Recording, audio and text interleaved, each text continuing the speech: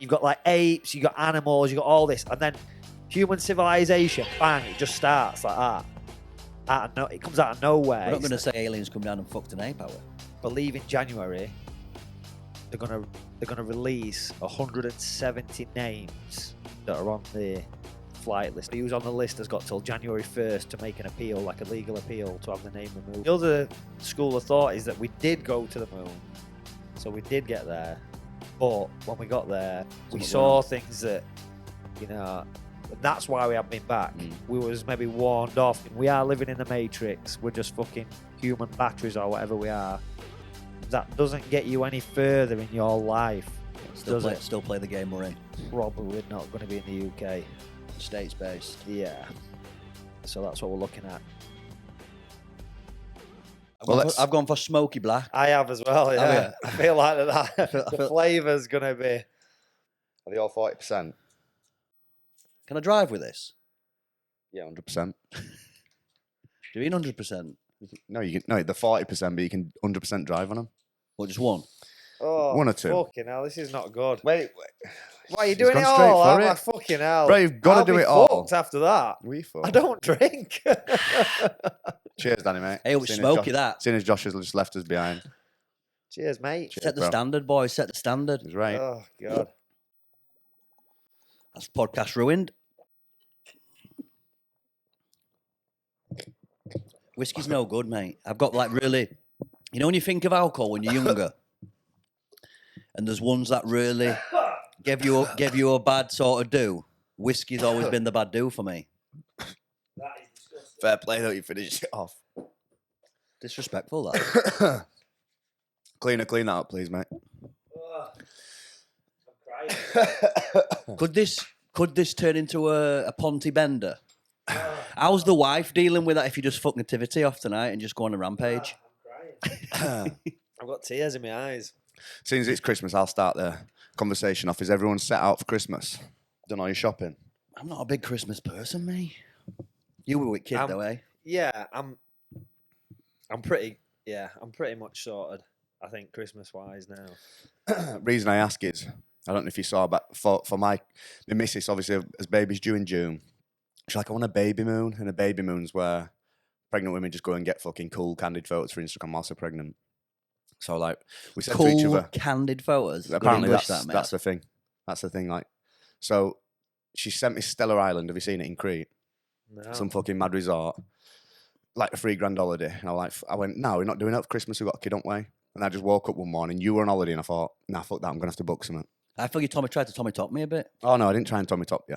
I had a feeling you'd think that, though. Yeah, I was like, I'm on holiday. First time I've gone away in ages. Then he posts an unveiling of his holiday, which on the pictures looked a little bit better than mine. Whether it is better than mine is up for debate. But... I don't know whether it is, but so I rung and I went, right, what dates are you free? We'll do this. We'll book that. I've booked a holiday. This is where we're going. Then she's like to me, oh, sound, well, I've just ordered your Christmas present. What is it? Well, it was 30 quid. I went, I hope you're fucking spending some more than 30 quid. She went, well, I'll just book us like a night away. So I said, no. She went, well, I'll pay half of it. I said, no, you don't have to pay half the holiday. Just get me a present. She's like adamant she's not getting me a Christmas present. So if she just sticks to getting me a 30 quid present, I can see me ruining Christmas. 100%. And apart from that, I've done no shopping at all. Yeah, see, I always do this thing where I think, right, nice and early, I'll prepare. You know, I'll start early. Mm. But then if you do that, as it gets closer, you think, oh, I've not got enough now. Whereas what I used to do is just leave it till the very last minute and then I go and do it. I think that's probably a better way. Because now I'm thinking, right, you know, all the presents are wrapped and they're ready. It's like, oh, I could maybe do with something else now. Mm. Is there enough? So I'm just constantly... But there's probably loads. There's probably more than I would normally buy. What are you buying, Roman? Are you buying him fucking... Nunchucks and rifles and that. He just wants mad stuff, but he wants an electric guitar. He's like, Dad, I want an electric guitar. And I'm like, all right. I don't know where he's got this idea from, but I went through that phase. I've got him one anyway. You got him a speaker as well? Yeah, like a little amp and everything, but I don't know where it's come from, like why he's even interested in it, but I'd definitely pursue that. I think learning an instrument's powerful. Definitely. Yeah. So I got like a keyboard. Or a keyboard kit. Because I like... do you know when you're on YouTube and you just end up in them rabbit holes? We all do it, but where you see there's like a piano on like a like a train station or something, and then some guy will go up and he'll just blast a tune out. You want it to be like, that guy. I want to be that guy. Like, who don't want to be that guy? I'm Yeah. like, oh, I'd love to be able to just play one song like on piano. Have you done it yet? So no, I'm shit. But I got this keyboard, and I'm trying to fucking learn songs or whatever. And I always get an advert now on YouTube where it's like, what's he called? Stephen Ridley. It's like this guy who teaches you piano. Like 6 months, you can be a concert pianist or whatever. Like that's the targeted ad I just get constantly. How much we talking? I think it's like $3,000 or something. And it's anyway. Don't waste your money on that shit. But I always look at it and think, oh, this guy could make me really good, but nah. Anyway. So Roman sees me playing it and he's like, oh, Dad, I want to play. So he's just smashing all these fucking keys and his shit. And then he really likes the song. His favourite song is Tears for Fears, Everybody Wants to Rule the World. That's his favourite song for whatever reason. I think it must be on like a game or something he plays. So he's like, Dad, I want to learn that song. So I'm like, right. So I get it on his iPad. It's got on YouTube, it's got like the notes light up and you can kind of follow along. Yeah. So I just left him with that. And then a few weeks later, I could hear the song. And I went downstairs and he didn't have his iPad on and he's memorized it. He's memorized the full song. And he can play it on keyboard. I'm like, just like with one hand, not like both hands playing. He's not like a fucking mini Beethoven or something. But I thought, that's cool, that he's memorized that. Because it's there's a lot of notes and stuff, and I'm like, fucking hell. So. If you can memorise stuff like that with music and that, he'll probably be able to learn guitar as well. Yeah. So I just think, I'll just get him whatever he wants, really. Nice. He could have asked for a fucking... Tell the truth, boys, are we feeling that whiskey? Yeah. It just makes me... I just feel like I'm crying. My body's just gone proper warm. I feel like taking that off already. Where's remote? It's turned eating down a little bit. I've just got tears in my eyes from it, that's all. There's no for that, mate. Have you ever ruined Christmas Day?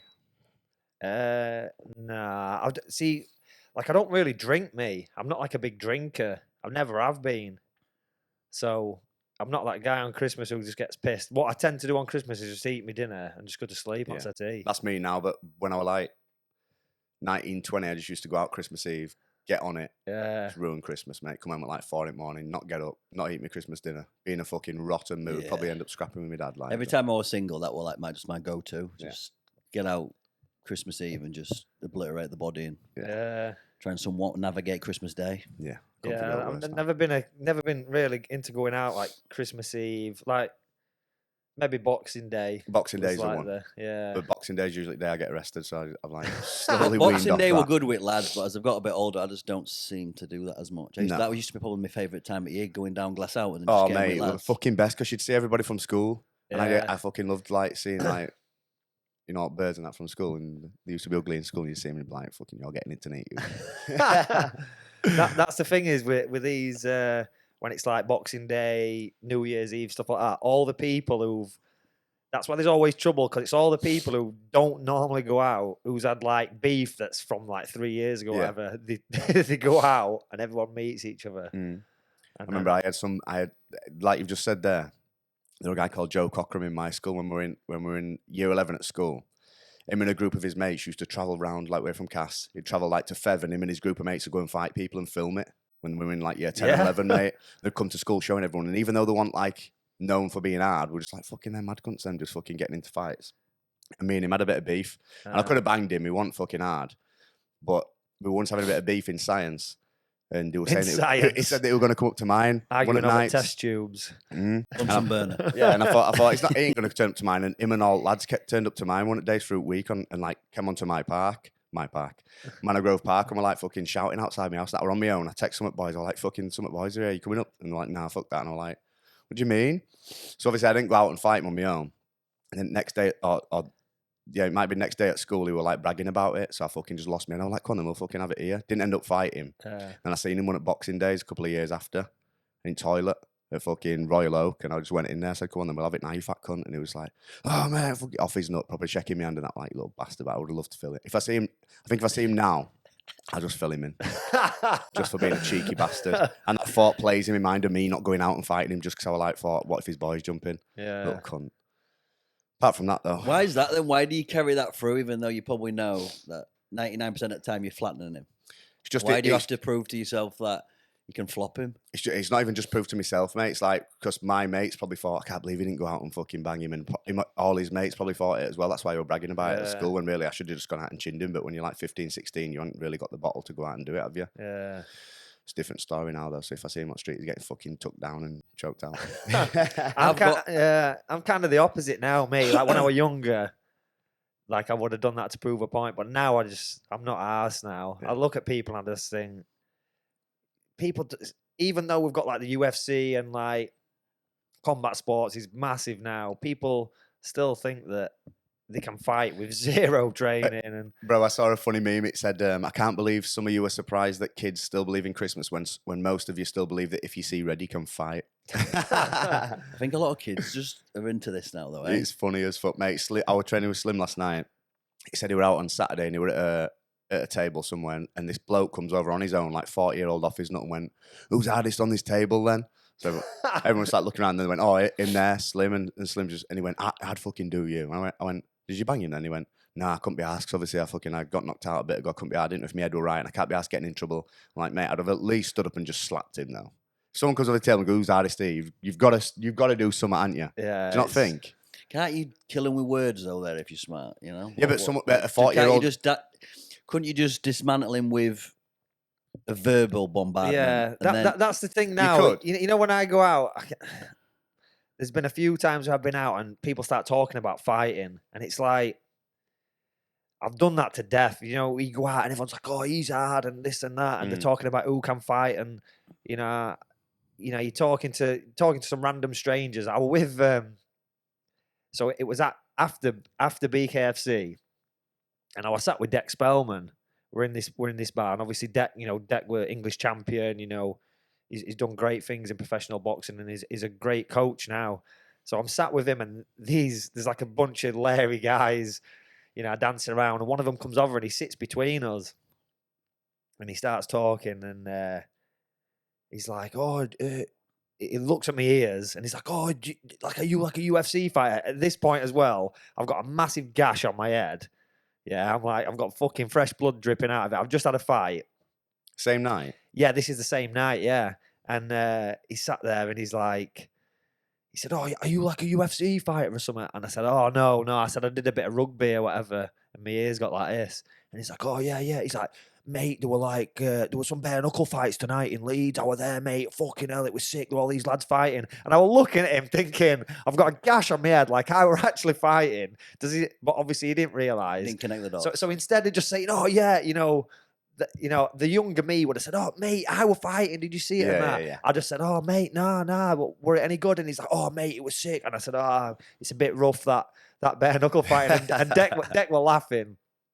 But that's more where I'm at now. Yeah, It's like as a younger kid, I had a bit of a bigger ego. I wanted people to know I were a fighter. Yeah, he's just been like, "Google me." Yeah. But now, I just sort of play it down, and I'm just like, "Oh no, people start telling me about the mate who's a fighter, and I've probably trained them. They're probably an amateur in the gym, or do you know what I mean?" And I just say to them now, I'm like, "Oh no, who's your mate? Who is it? Oh wow, yeah." And I just play it down, and yeah, I find that more entertaining. Is it a fair point that in the small towns, people who have got reputations from probably like one or two decent scraps, let's say they've knocked out someone else who's not a fighter, that can just carry them through sort of fucking a big chunk of the life then? Yeah. Especially when I think back to round here who you were scared of, who you thought were Andy boys.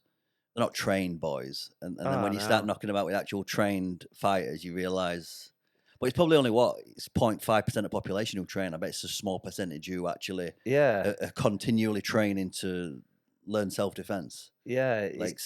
But then these reputations get sort of carried away with people who probably haven't even earned it. It's just more that fear of, he's done this, he's done that, he's done this. And I wonder if those people just lean into that for like a big chunk of their life. Yeah, they definitely do. We had this conversation, remember, the other day when you were like, how would a jiu-jitsu guy fare on a street fight though?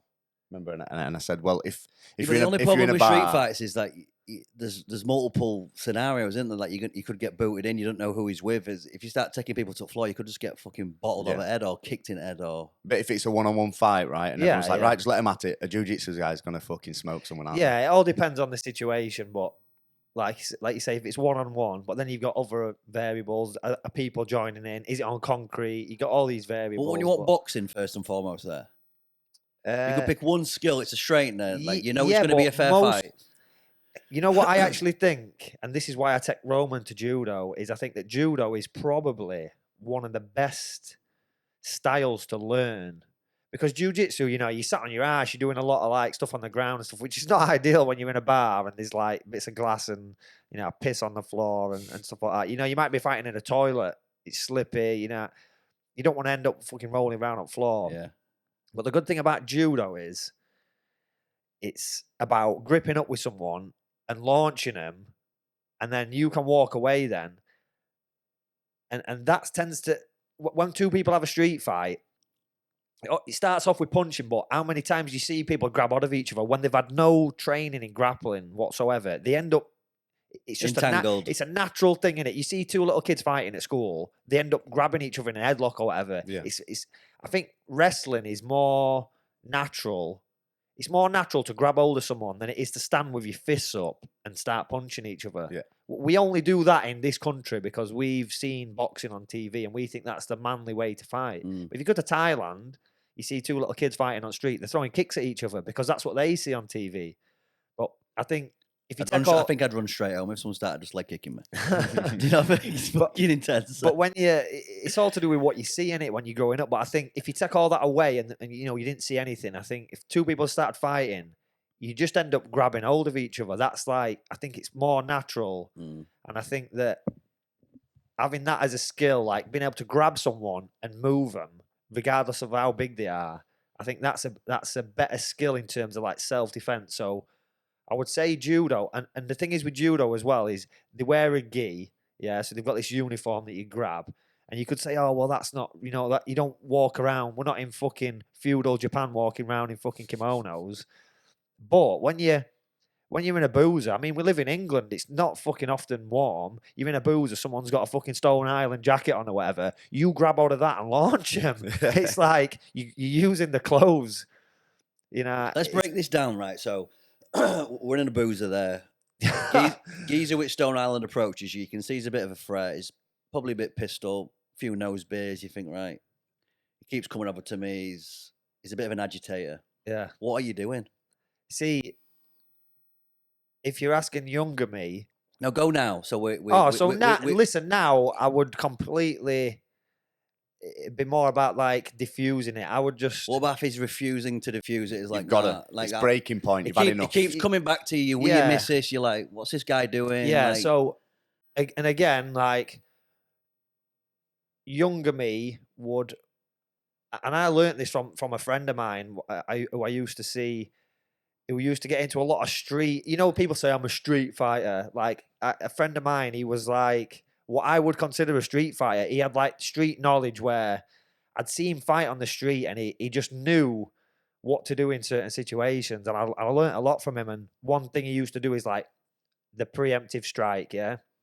So, when two people are arguing like nose to nose and it's ready to kick off, he'd be that guy, he'd speak and then he'd get you to respond. So he'd be like, he'd ask a question. Jaws a bit loose, bang. Yeah, that's it. And then he'd just go whack. Makes and sense. That'd be it. And I was like, that's good. So the younger me would do that. You want to get somebody where they're being overly aggressive and they're talking. And then at that split second when they're not expecting it kind of thing, then that's when you punch and, it's usually game over at that stage. Yeah.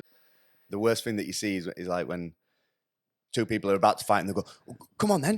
And then they build it all up. Then you both go to it. You're better off doing it when they're at the calmest and you're like, fucking hell, mate, what have I done? And then as I start talking, see you. Yeah. It's like that. It's because most people don't want to fight.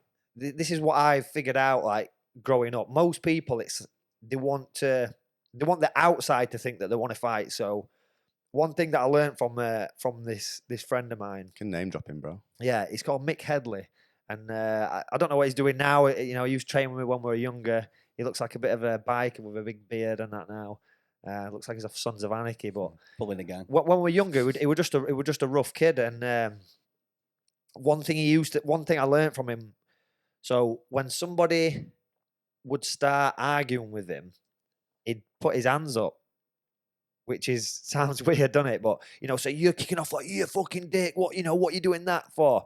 He just stand in front of him, put his hands up as if to, but he wouldn't argue back. He just put his hands up, and that was something that I learned from him. When I was younger, I thought, What? So he's just going for a basic stance like this? yeah, he just put his hands. So you're kicking off in my face like fucking hell, you fucking dick. I'm gonna smash you.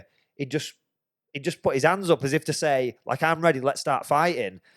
And then you'd see other people like diffuse it themselves then because they'd be kicking off. Yeah. He'd put his hands up like as if to say like, let's go. And then they'd be like, oh, no, what you doing? I don't want to fight you. Like, what and they'd talk themselves out of the fight. What happens though if other guys also goes to fight stance? Then obviously just the fight just starts. If he does that, then the fight just starts instantly. But again, most people don't actually want to fight. They want you to back down through like this argument. They're trying to argue the fight. They don't actually want to get physical.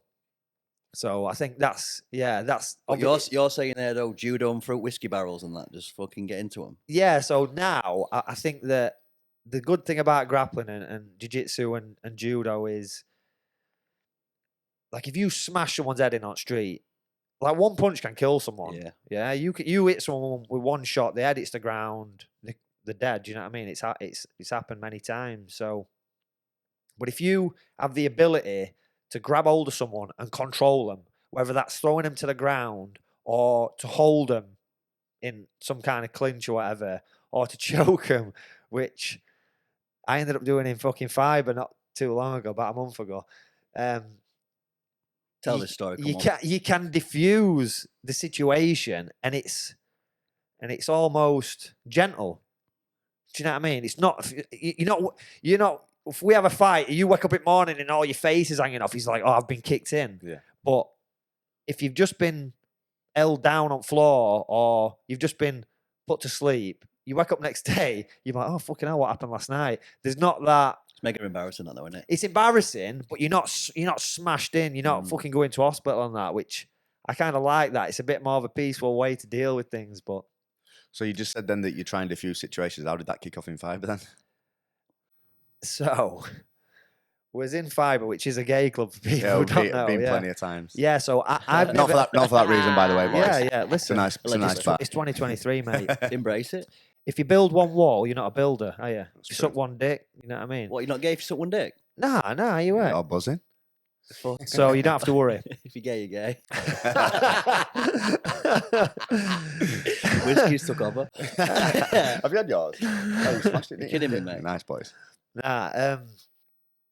So I've never been. So I tried to get in Fibre once. I think it was like an AVT Christmas do, and everyone were in Fibre. So I rocks up. I'm on my own, and I went to get in, and the bouncer's like, "Not for you in here, mate." I'm like, "What?" What are you wearing? Come on. I am from You're Donny, going so old I school probably with I think you've come with yellow bare knuckle socks on. Or something. BKFC. I probably did. No. Did you have the mullet?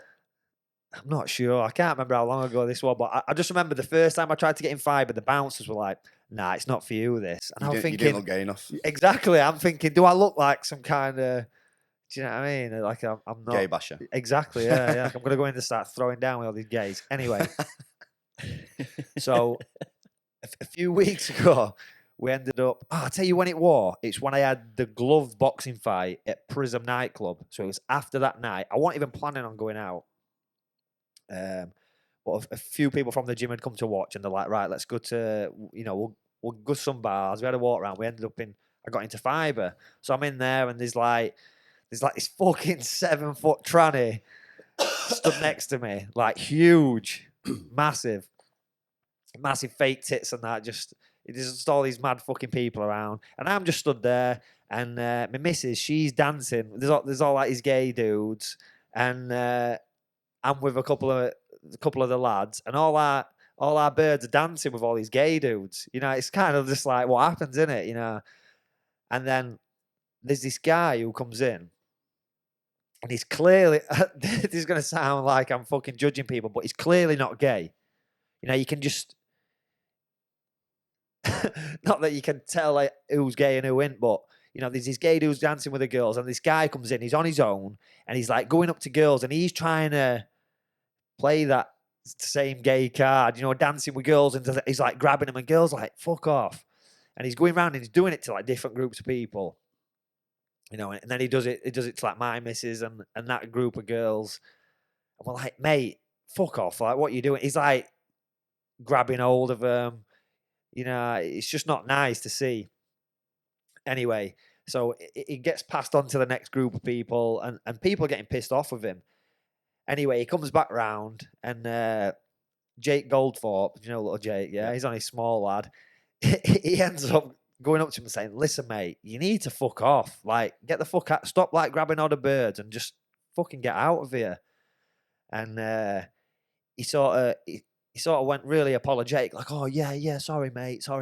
And then Jake turned round, but I'm stood like 90 degrees to this guy at the time. He's looking at Jake. So as Jake turns round, he raised his fist up to punch him. And like his face changed from being like really apologetic. He like had like a snarl on his face. And he were gonna attack him from behind.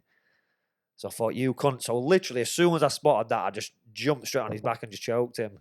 And then, but because Jake had thought the situation were diffused, he turned around, you know, and he's just chatting to everyone. And the next thing, I'm on this guy's back, just shouting like, fucking hell. They all turn around like, whoa, what's happening?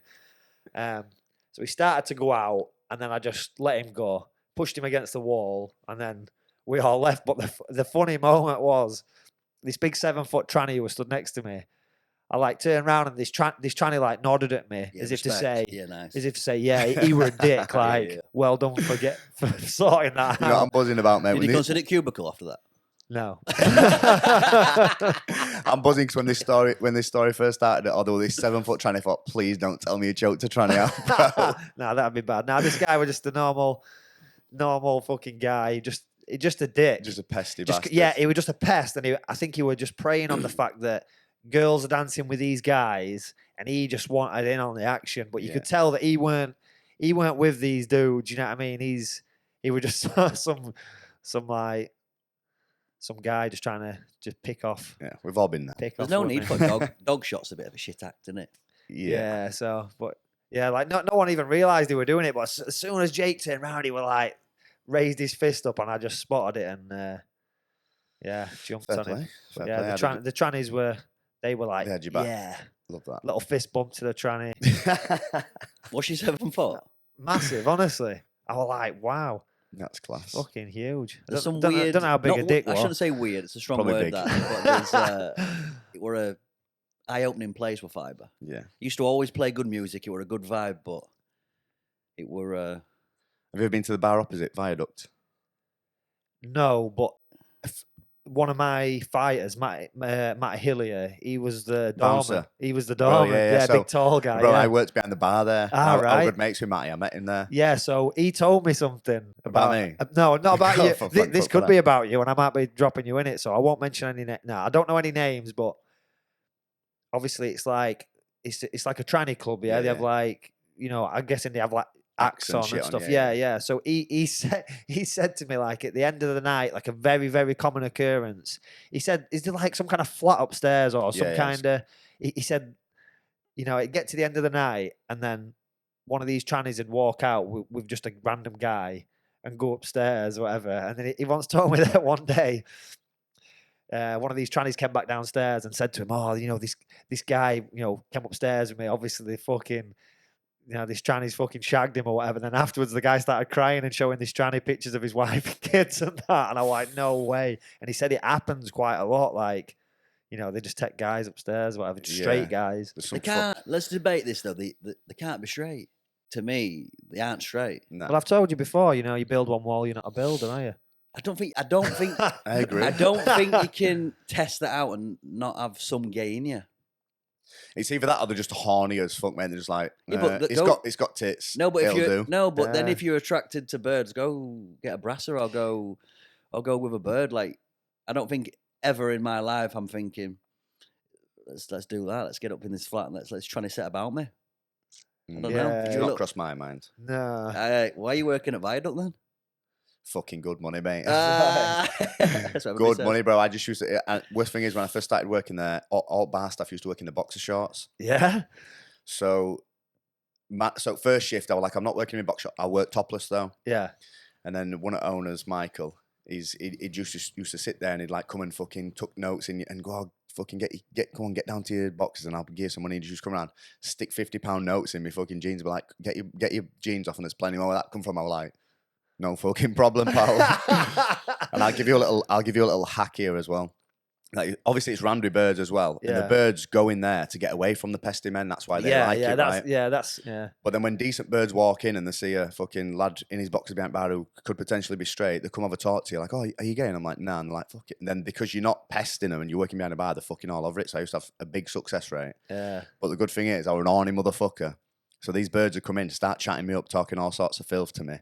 I'd get a bit of blood in it anyway from just like looking at them and being a bit turned on by it. Then be like, oh, get your dick out. And I'd be like, no problem. It's already got half a pint of blood in it. So I just get it out, mate. It'd be about that big. And they'd just be like, fucking hell. And I'd be walking around for the next 5 minutes with a massive bulge in my pants and just get bare tips. It's when you're serving the next dude though, and you've just got a bar on, innit? Yeah, but then I'd just be like, well, I'm not going to show you, mate, but I have got an OnlyFans link if you want to subscribe. There you and go. We're Business good is for business, business, mate. innit? Good for Business is business. business, I Good like for that. business. Did you have OnlyFans then? Yeah. Yeah. Yeah. So how long have you had that? 5 years. 5 years, yeah. Yeah. Nice. It's done all right. But if anybody asks you, Is that where it started when you was working in that started bar? just before there, Yeah. just before then. Didn't know if that inspired you. No, it were a bit of a business play and had a couple of different. Obviously, mate, and Terry used to pay me well just to be there anyway, not even including all tips I used to get. So I just do Saturday, Sunday there, no Friday, Saturday there, get a decent whack, and then just have a whole week off to do OnlyFans. So it worked well. Good old days. Good old days. Should we move on to UFC? I want to talk about that recent fight card. Yeah. From gays to Yeah. UFC. Well, the UFC is, predominantly gay, isn't it? Yeah, mostly. And they are wrestling each other in pants. Yeah. I haven't watched much. I tried to stay up, but I fell asleep for the main event. That seemed to be a bit boring. The fight. Did you watch it? What? I won't say it was boring. I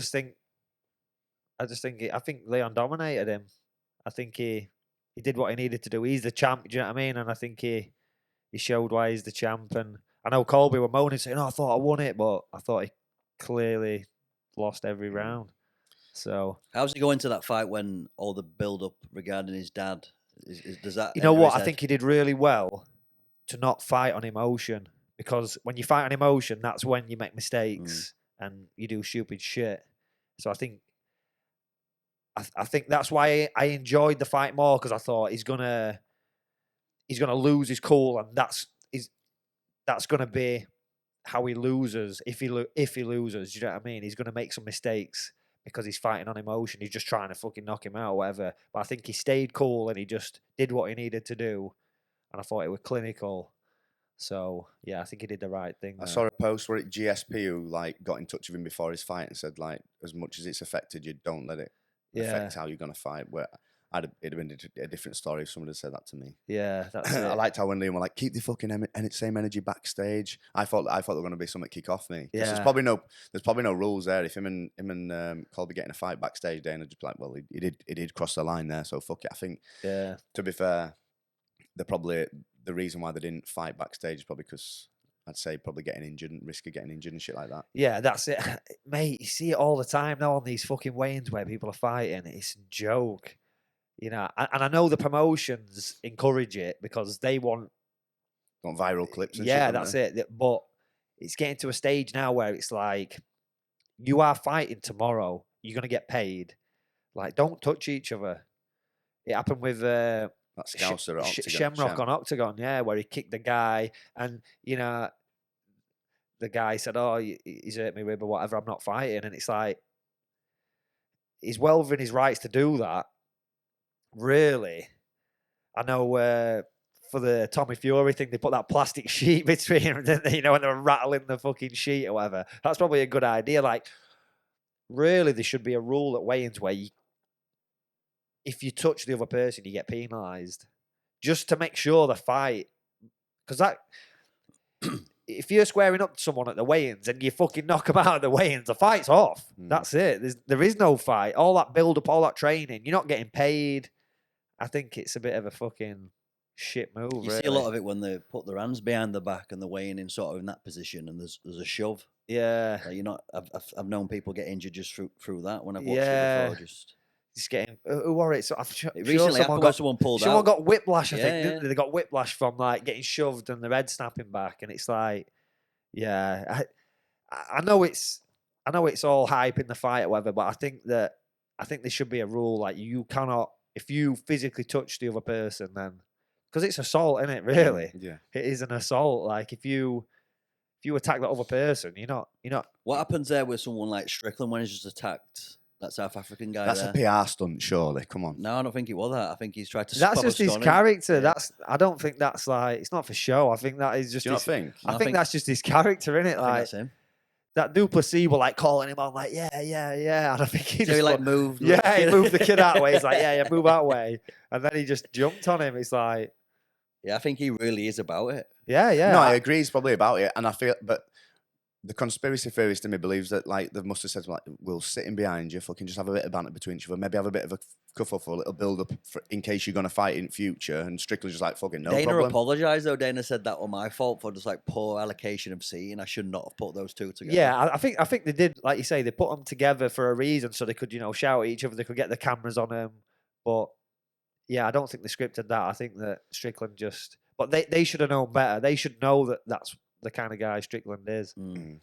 What's the Aspinall? You know, Tom Aspinall. Yeah. Did you see his bit where they were doing some build up and Pereira, who's a light heavyweight champ now, his goals to do is did middleweight champ, do light heavyweight, and then he wants to move into heavyweight. He said he were really eyeing him up. His dad said, "How did the press conference go on the build up?" He said that, the Alex Pereira. Yeah. He said I could tell he was just looking at me and sizing me up. Yeah. And he thinks he can beat me. Yeah. Like imagine Pereira going through 3 weight divisions at UFC. Yeah, that'd be crazy, wouldn't it? And how does that fight pan out with someone who's big and can move like Aspinall? That's and the thing. Pereira's striking ability. Yeah, that's the thing. Like heavyweights are heavyweights for a reason. Like there's a big difference between, like I fight at middleweight. I fought at 185 middleweight. And I fought at welterweight as well, but I was big for a welterweight, but heavyweights is just a different. It's just a different kettle of fish, and it's like, because people say to me, "Oh, you've got the frame. You could be an heavyweight." Like the skeleton. But it's like when you see a proper heavyweight, people who are cutting to 265, it's different, and it's like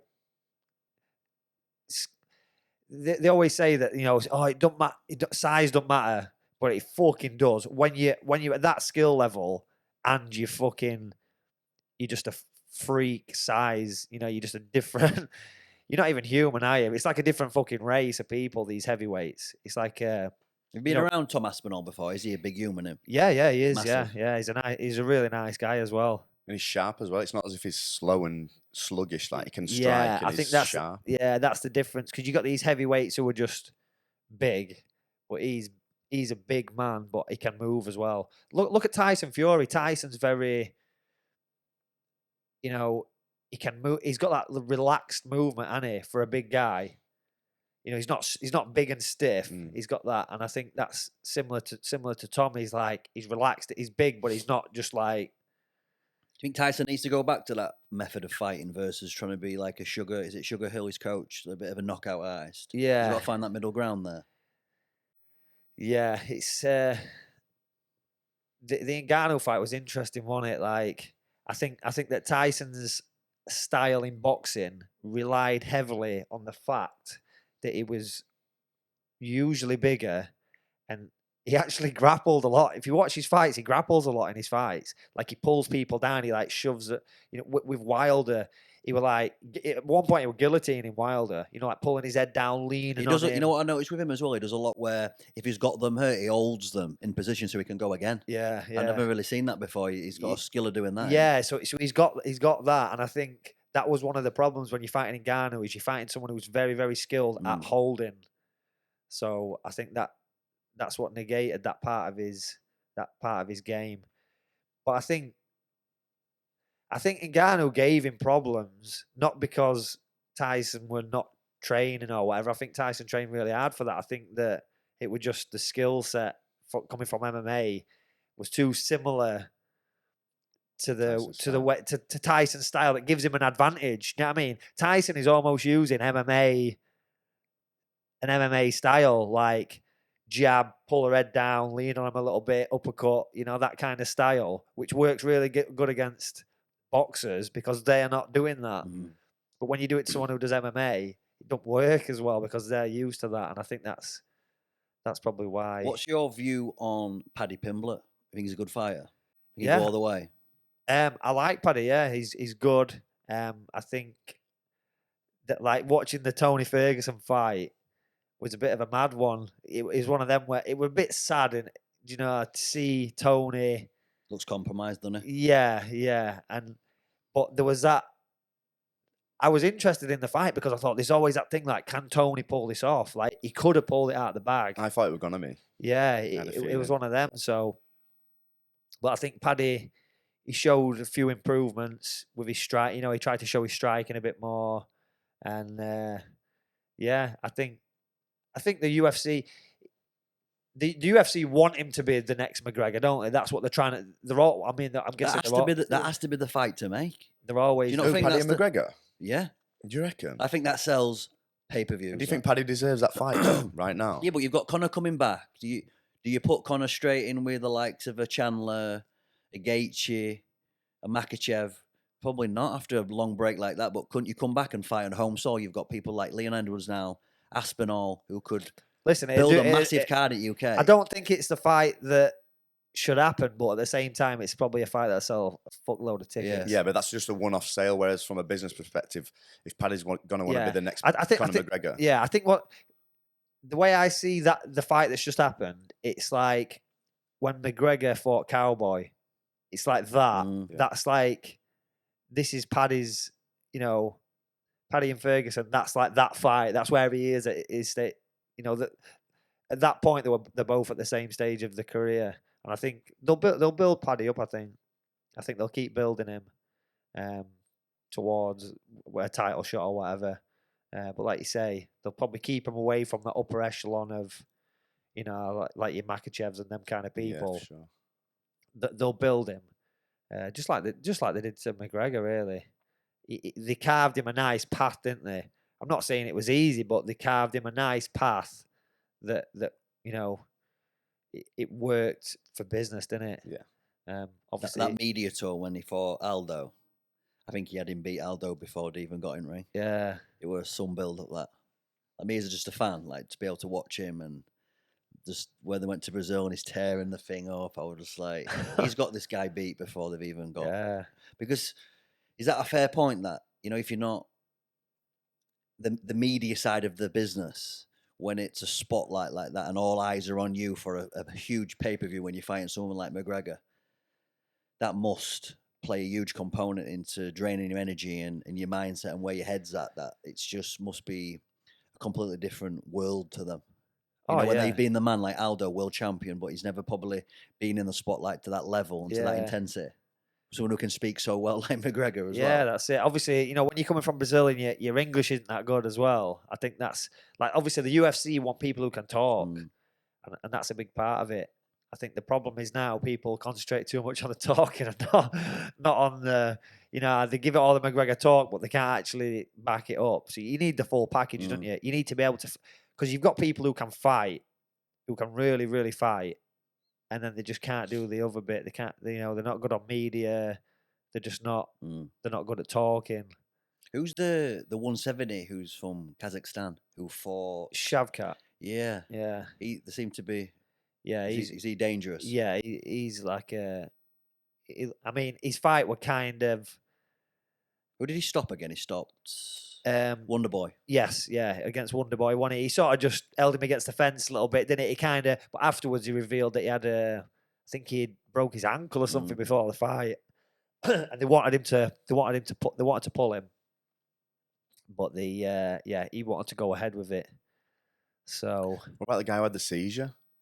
See that fight? Yeah, but he came out with it was the southern guy. What's he called? Who got flatlined by Josh Emmett? Bryce Mitchell. It was just my cousin Bryce. It was just fitting, wasn't it? Yeah. And he came out with a story the day after saying he thanked him for not following up with any shots. Yeah, I saw that. Yeah. I like Bryce. He's a cool guy. Have you seen all these conspiracies? He's big into like the flat Earth and stuff like that. Are you into flat Earth? Don't say yeah, bro. Listen, Come on. listen. I've been down a few rabbit holes before. I've been down that rabbit hole, but I've come to the conclusion that the Earth is round. Thank fuck for that. I've had to lay off conspiracy phase. Me, I went through a phase of just fucking going too deep in them rabbit holes, and I ended up hating the fucking world. I was convinced we were just being lied about everything. I'm like, wait a minute, just take the foot off the gas here for a second. Even if we are, we can't control it. That's the thing. You got to control the controllables, haven't you? So I think it's cool to look at. I love conspiracies. I love looking at that kind of shit. And but yeah, it's been able to step away from it and carry on with your life. Yeah. You know, are we living in the Matrix? Is everything fucking real? So questioning the government and all that lot is good, I think. But give me one conspiracy you're convinced is a factual conspiracy theory. Oh, are we going to get into the Epstein shit as well? Yeah. But, yeah. Well, I think the biggest con of all time, I want to be careful because I've had a whiskey now. I don't want to get a tax investigated, but I think just the tax thing is the biggest extortion that's ever happened to me. Just the amount you tax just to live here is unbelievable. Yeah. And I'll never fully come to terms with that. And I think they keep you that busy where people never really come to question it. Like they're just used to it. Like it comes out of PA. Like for example, if you're just an employed person and you get PAYE, you don't really think about it because it's just getting taken off the top end. But just that's not questioned enough. But I'm going to get a full investigation now. I'm probably go to jail for it. So we might just blur that little bit out. But that to me, you know, you're going down these flat Earth stuff. And that could be a psyops for me. Yeah. Because they're getting you discussing things that are, you know, a little bit out there, flat Earth, moon landings, 9/11 conspiracy. Well, I mean, but you're not questioning then things that are actually day by day. There's just full on extortion going on, and people don't even bring it up. You're getting taxed in everything you do. Like that to me is just not brought up enough. Yeah. I mean, what's mad is with all like you go into aliens and UFOs and stuff, and people are like, "Oh, are they real? Are they not?" It's like, I'm guessing you saw all the live stuff on where they did the that Commander Fravor or whatever, and they basically said, you know, we have seen these things, we have got alien craft or whatever, and it's like, fucking hell, they're live on like CNN, like saying this is true now. Yeah. And then But did you see that didn't get nowhere near as big of a reaction than you expect it would? Yeah, this is what I'm saying. So I think people think it's a psyops. It's a distraction method now. So they've gone on. They've literally gone on and said like, these things are happening. These things are all true. And then people have gone like, oh yeah, and they just carried on. It's like, why aren't we fucking diving into this more? It's like, it's almost like a question's being answered. And everyone's just like, yeah, we did think that. Yeah, we sort of thought it anyway. And then, well, what's... But I think it's because there's no fucking photos, mate. I think you get some footage and everyone will be like, right, let's proper dive into it then. But when it's just someone saying it, again, you could just be like, well, that's something they're paying him to say that just to keep us at bay. I look at things like that. Did you see the kid who went missing for 6 years with his nomad mother? No. It's all over the press at the minute. So his single mother took him away with like just sort of a nomad, probably like just moving around Europe. 6 years later, just appears out of forest. Well, and about that little ginger kid. Yeah. Nah, bro, that's a different story. That mate, that's someone's twisted that. That were a ginger kid who went. Yeah, but that were all over press. But then there were no video released of him. Like if you've just fucking 6 years out of wilderness, fucking living with wolves. Yeah, mate. I want to at least get a fucking picture of it, a little fucking selfie. Like I'm fucking. Imagine you, because what they're saying there is a guy was just driving and this kid's walked out of woods. I'm fucking straight getting my phone out and filming it. Yeah, 100%. So, but as I read the story, that's what were happening. He was moving around, and then he's probably come to an age where he's realised, I don't like this sort of life. I remember my life in England. I want to sort of try and find my way back. And then there's been no video of him. Has he come out with fucking like little Mowgli? I don't understand what's going on. And like he wouldn't have just been fucking scranned or just poisoned or just died anyway as a kid. Well, that's just what that were all over the press the other day. My missus showed me. I was just like, I don't understand. Why is there no video of him? Just an old picture of him when he was like 4 or 5. That's it. There's a lot of these things, and you don't know. And another thing is with, like, say when they're saying, "Oh, we've got fucking alien technology, we've got all this," then you start thinking, are they prepared? Why would they come out and tell us this now?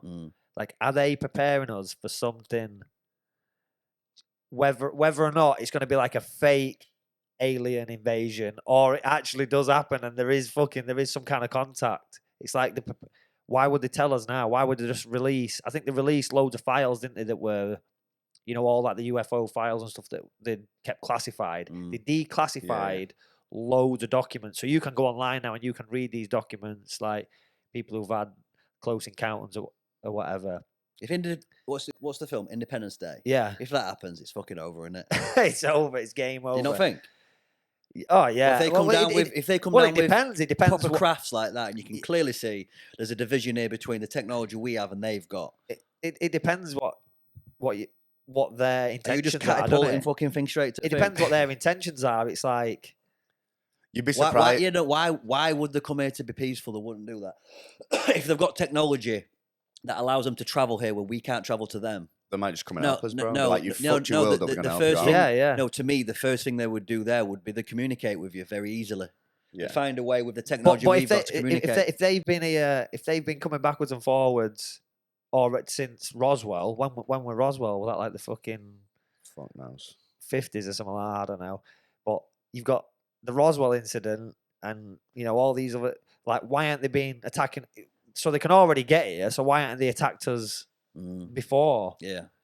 So there must be some kind of, and they even alluded to on that press release or whatever that they did, that there's been some kind of contact between like government agencies and extraterrestrials. Like there's some kind of, some kind of collusion where they're speaking to each other, or there's some kind of agreement in place. Have you ever watched the film Contact? Jodie Foster. Yeah. Where she's obviously really into finding extraterrestrial life, and she hears a signal on the headsets, and then that headset's obviously data that they're sending down when they see it, and then she builds the machine and travels through it. Yeah. Like, to me, if that could be true.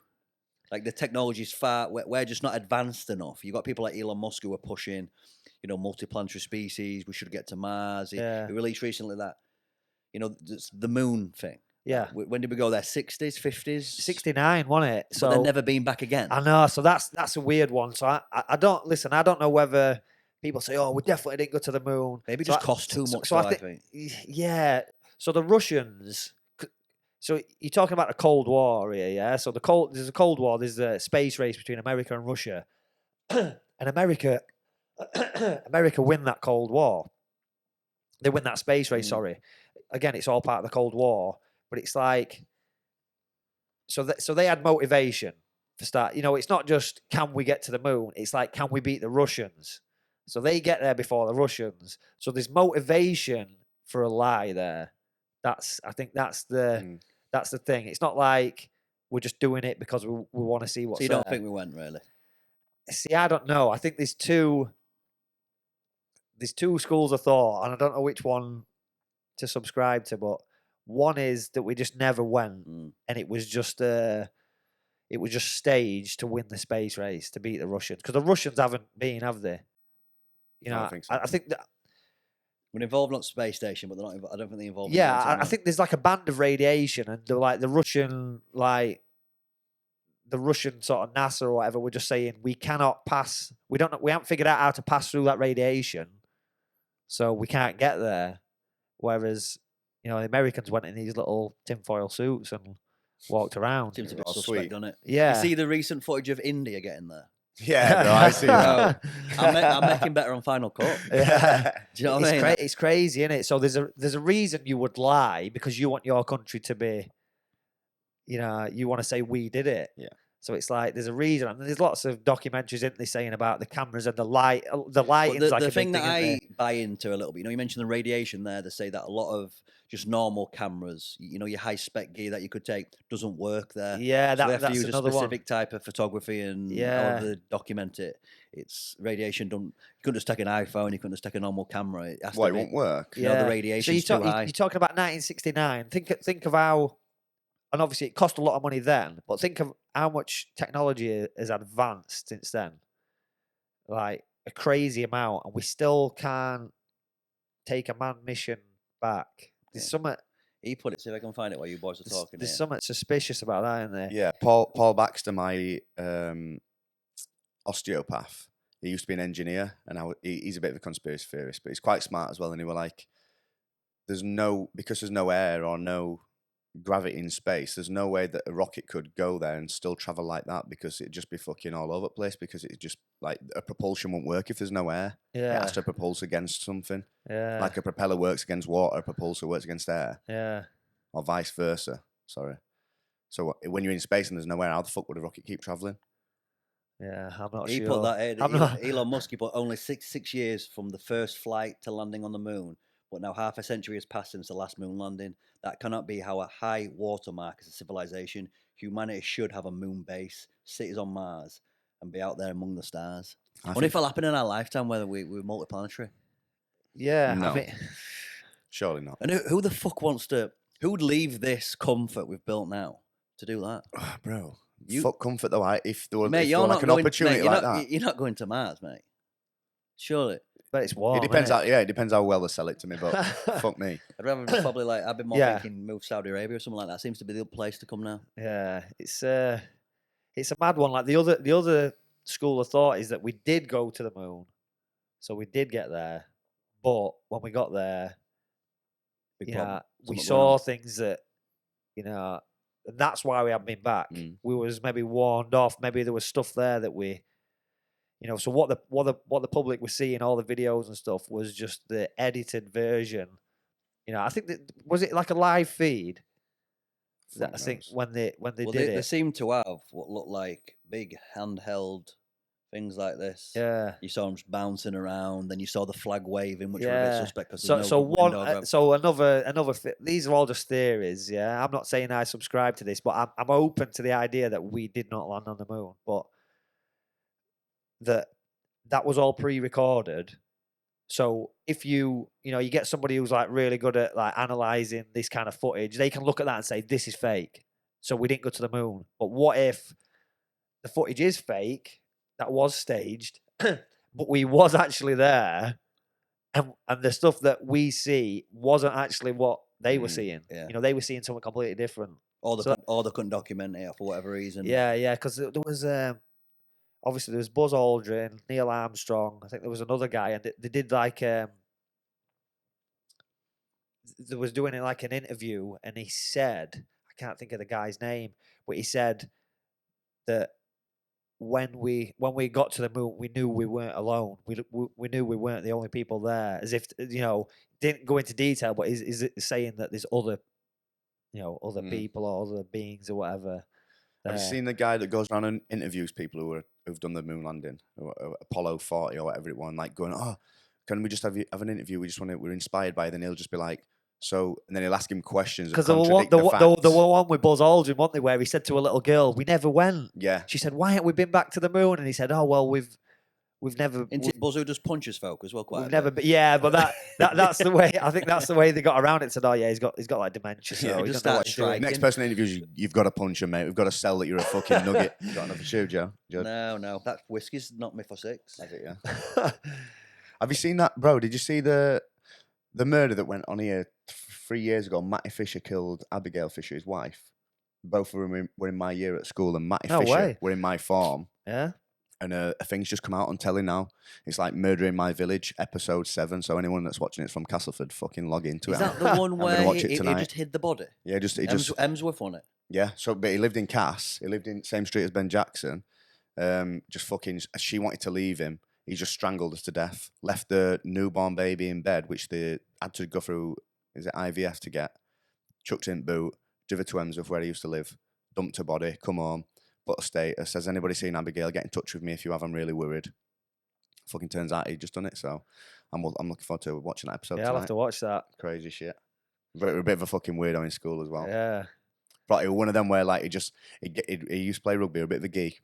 Catch rugby ball and go, probably just like put an angry face on and make noise whilst he runs. So he knew there was something funky going on up there. But Very retarded. yeah, 100%. But she was sound as fuck. Her. She lived opposite that chip shop at top of John's.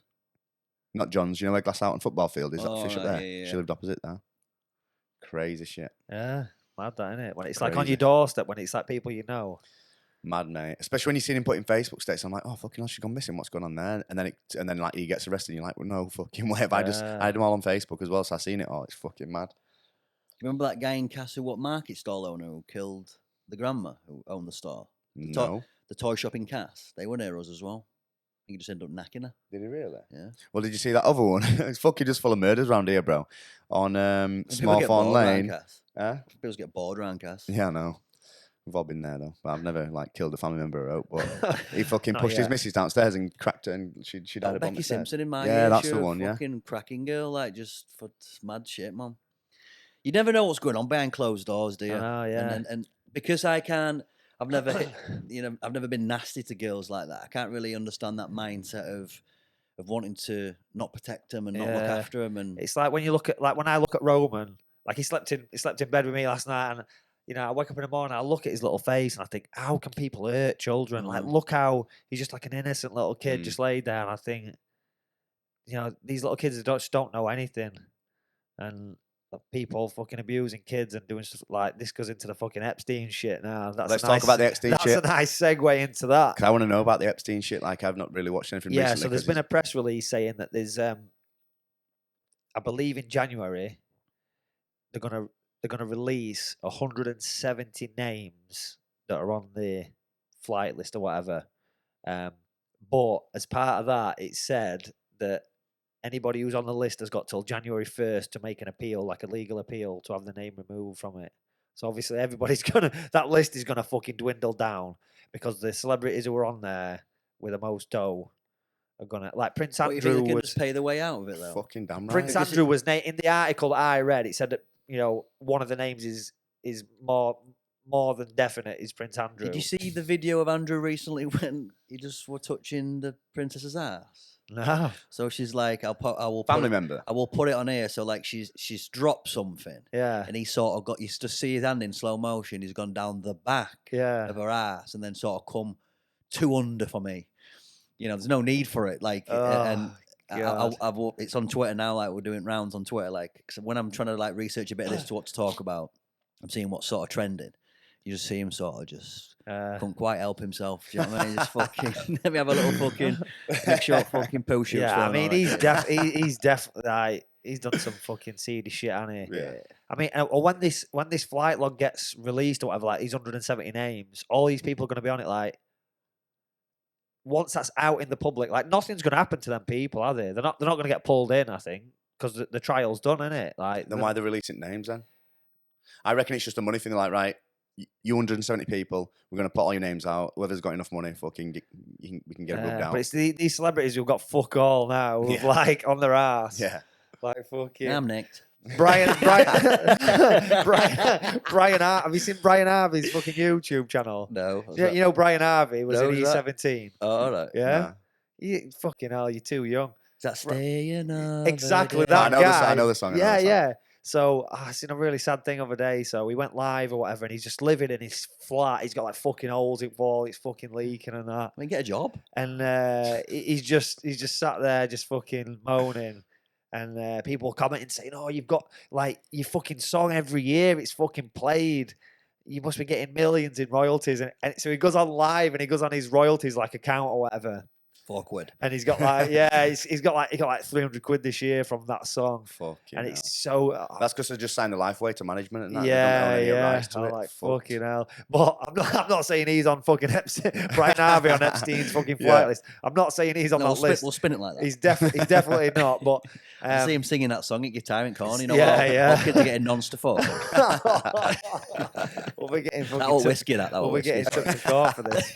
No. Have another fucking cocaine. Brian on the Harvey definitely was not on Epstein's island, but it's them celebrities who've got maybe at the time they was flying and now they've got fuck all money. They're the ones who are getting thrown under the bus, aren't they? Because your big celebrities like I don't know, fucking Tom Hanks, say he's on that list. Yeah, but do you think He's definitely on the Do you list. think Yeah, they're all definitely. nonsense though? Let's just say Epstein there. I don't know anything about this, so I'm just gonna chat dribble here. But let's just try and paint a picture. Yeah, yeah. So a wealthy man, he's got this house. Probably likes partying, cocaine.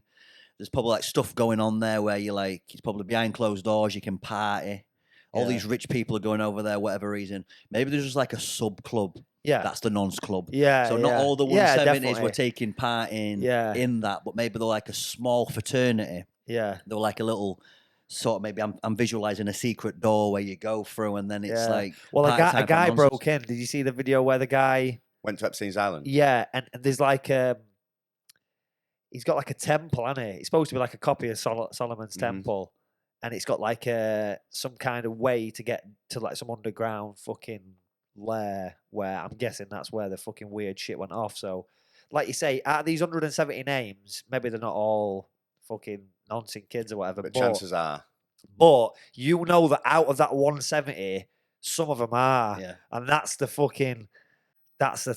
But why else would they go to an island where it's notorious for fucking Might not have known at the time, children? though. You might just be like, right. Yeah, yeah, If you just someone's inviting you, No, you- let's no, just- you know. no. Go back in time, right? Someone who's wealthy, right? A young impressionable kid like Ellis, who's got a bit of money now, who's got a bit of fame. Don't use my name, bro. They're like, they're just like, right? Why don't you come Why if out? you're Why on don't we the fly list? out? Why don't you fly out here?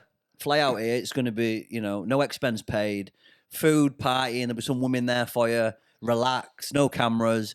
You're fucking getting on that flight, No, mate. but bro, someone like Epstein's going to be vetting these people. He's not just going to be inviting people willingly, like, oh, come here, surprise, I've got Yeah, but loads of that's how naked you might. kids. But That's how you might hide it. Like Yeah. if you want to hide it, you'd have a destination where every A-list celebrity is going there who is known, And just not then give them on, access. I'm saying like on the back burner, Right. then you've got right. Well, this is an option in Temple. VIP Yeah. list. So. Do you think that it was like? Do you think that it was maybe like tempting them with shit like this, filming it, and then using that as like leverage to control people? And Maybe. do you know what I mean? Because there was supposed to be, weren't there supposed to be loads of like fucking videos or whatever that were hidden? I know with the Maxwell, I'm sure that Ghislaine Maxwell, she. Was she the one who orchestrated the kids? Orchestrated, make Yeah, sure people were going to be there. Yeah, yeah, and I'm sure. I mean, I'm guessing she's give information because they didn't go live, did they? You know, like with these big court cases, do like a live feed. Yeah. When she was speaking, they didn't fucking go Why live. is that the case? Why would Johnny Depp live and why weren't that live then? I'm guessing she was giving out information that would have destroyed a lot of people, and they didn't want that being out there because she could have took anyone down, and yeah, I'm surprised she's not fucking been bumped off. But yeah, Did Epstein get bumped off then? For people who Oh, don't know too much about this, didn't they say he was consistent with hanging, but he's probably been killed? yeah, Is that what's going on there? Do you think? yeah, there's definitely some, Eradicate him. He's got too much information. in his Yeah, head. yeah, that's it. Like if he's got all these people, he's got videos, photographic evidence of all these things happening. And he's got nothing to lose in there. Yeah, because you're telling me if he's setting this up and he's got these rooms or whatever, he's gonna have fucking cameras in there, isn't he? Like there's gonna be video evidence of this shit.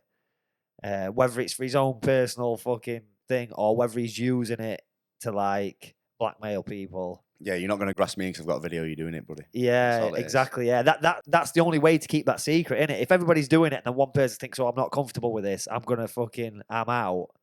He needs something, doesn't he? He would have needed.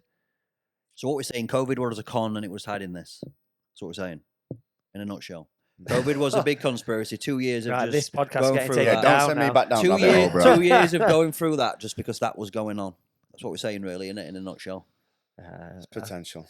Yeah, potentially, but it's Changing gears a bit because I know you're a keen investor. Sometimes are you into Bitcoin and that? Is it? I think Bitcoin could be a big play. Yeah, I mean, I did have quite a bit of crypto, and I did manage to get quite a bit out, but I left a lot in. I left a lot in riding. I made some good money, and then I just left a lot of it in just to play the long game and ride it. But yeah, we'll see where it goes. Sat You at know, about 46 at minute. at one point, I was like checking it every day. I'm looking at it. I'm like thinking, right, what shall I buy next? I'm watching YouTube videos, and now I've got to a stage now where I don't even think about it. Like I don't even care anymore. It's like have a little bit of crypto as a hedge. I'm much bigger on gold and silver. I think Are you that trading that or buying that? buying physical because Robert Kiyosaki, the Rich Dad Poor Dad. I'm guessing you've read that book, Rich Dad Poor I Dad. haven't read it, but I know he is. You need to read that book. That's like a Cash pretty, flow quadrant. I know Yeah, I'm Cash talking Flow about. Quadrant. That's his second book. Yeah, that's like for me. That's one of your must reads. terms of business and investing and just life. Like kids should learn that at school. You know, that Rich Dad Poor Dad book. They should be given that at school and learn about, you know, compound interest. Don't want people to work a bees, mate. That'll never add up. Yeah, exactly. So, and he said, you know, if you don't hold it, you don't own it. So you can have all these fucking numbers on a screen. You can be trading on your phone, on your laptop. But what if they just fucking switched that off one day and it's gone? Like, And what are you buying there? Bunions, or are you buying little gold things, just whatever you can get your hands on? yeah, just like gold sovereigns. Yeah, just gold, silver coin. Should be wearing it all. And what do you do with that? fucking Do you have just- just a safety deposit box somewhere? Why, Yeah, are you up to something, you? Allegedly. Yeah, so I mean, what I was doing for a while is I was just buying and selling. So I'd buy.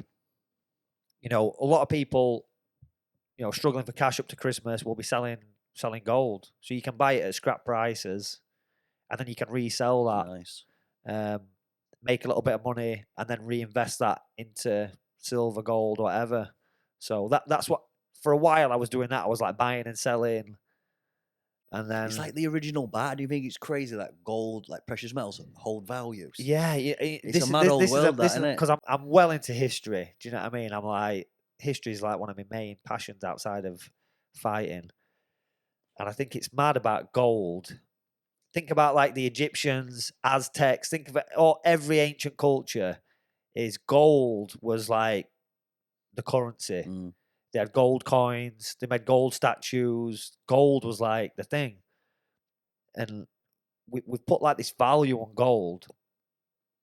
So a mad statistic is that there's less physical silver in the world than there is gold. So why isn't So it's not as silver? precious. Why isn't silver worth more? Now there's a massive disparity at the minute between the ratio of the price of silver to the price of gold. Precious metals tend to be tied together. The price is tied together. So when the price of gold goes up, all metal prices tend to rise, you know, slightly.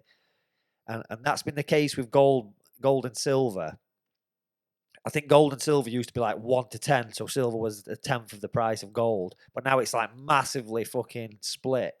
So, like, I like investing in silver more than gold because I just think the potential, like, if it goes back to that 1 to 10 ratio, silver's gonna fucking skyrocket. Do you know? So I'm big on like investing in silver, but from a historical point of view, it's mad that we used to trade with gold and silver as well, but gold was like the gold standard. Think about that, yeah. So the American dollar used to be tied to gold. That was the the gold standard. So Didn't the banks have to hold on to so much of it? exactly. But then I think it was 1971 they removed that the untethered gold from currency, and that's when you can start printing more money than you have. So it used to be, if you've got a fucking $1 million worth of gold, you can have $1 million worth of currency and you can dish that out to Like people. for like. Exactly. But now that's not the case. So what they did is they untethered that, sold all the gold, and we did it in this country.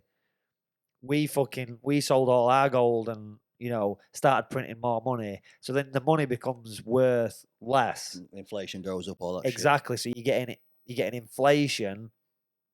And they just keep printing more money to mask it, more money, more money, more money. So that's why at some point and this is why it's good to invest in like precious metals, because at some point there's no currency has ever lasted.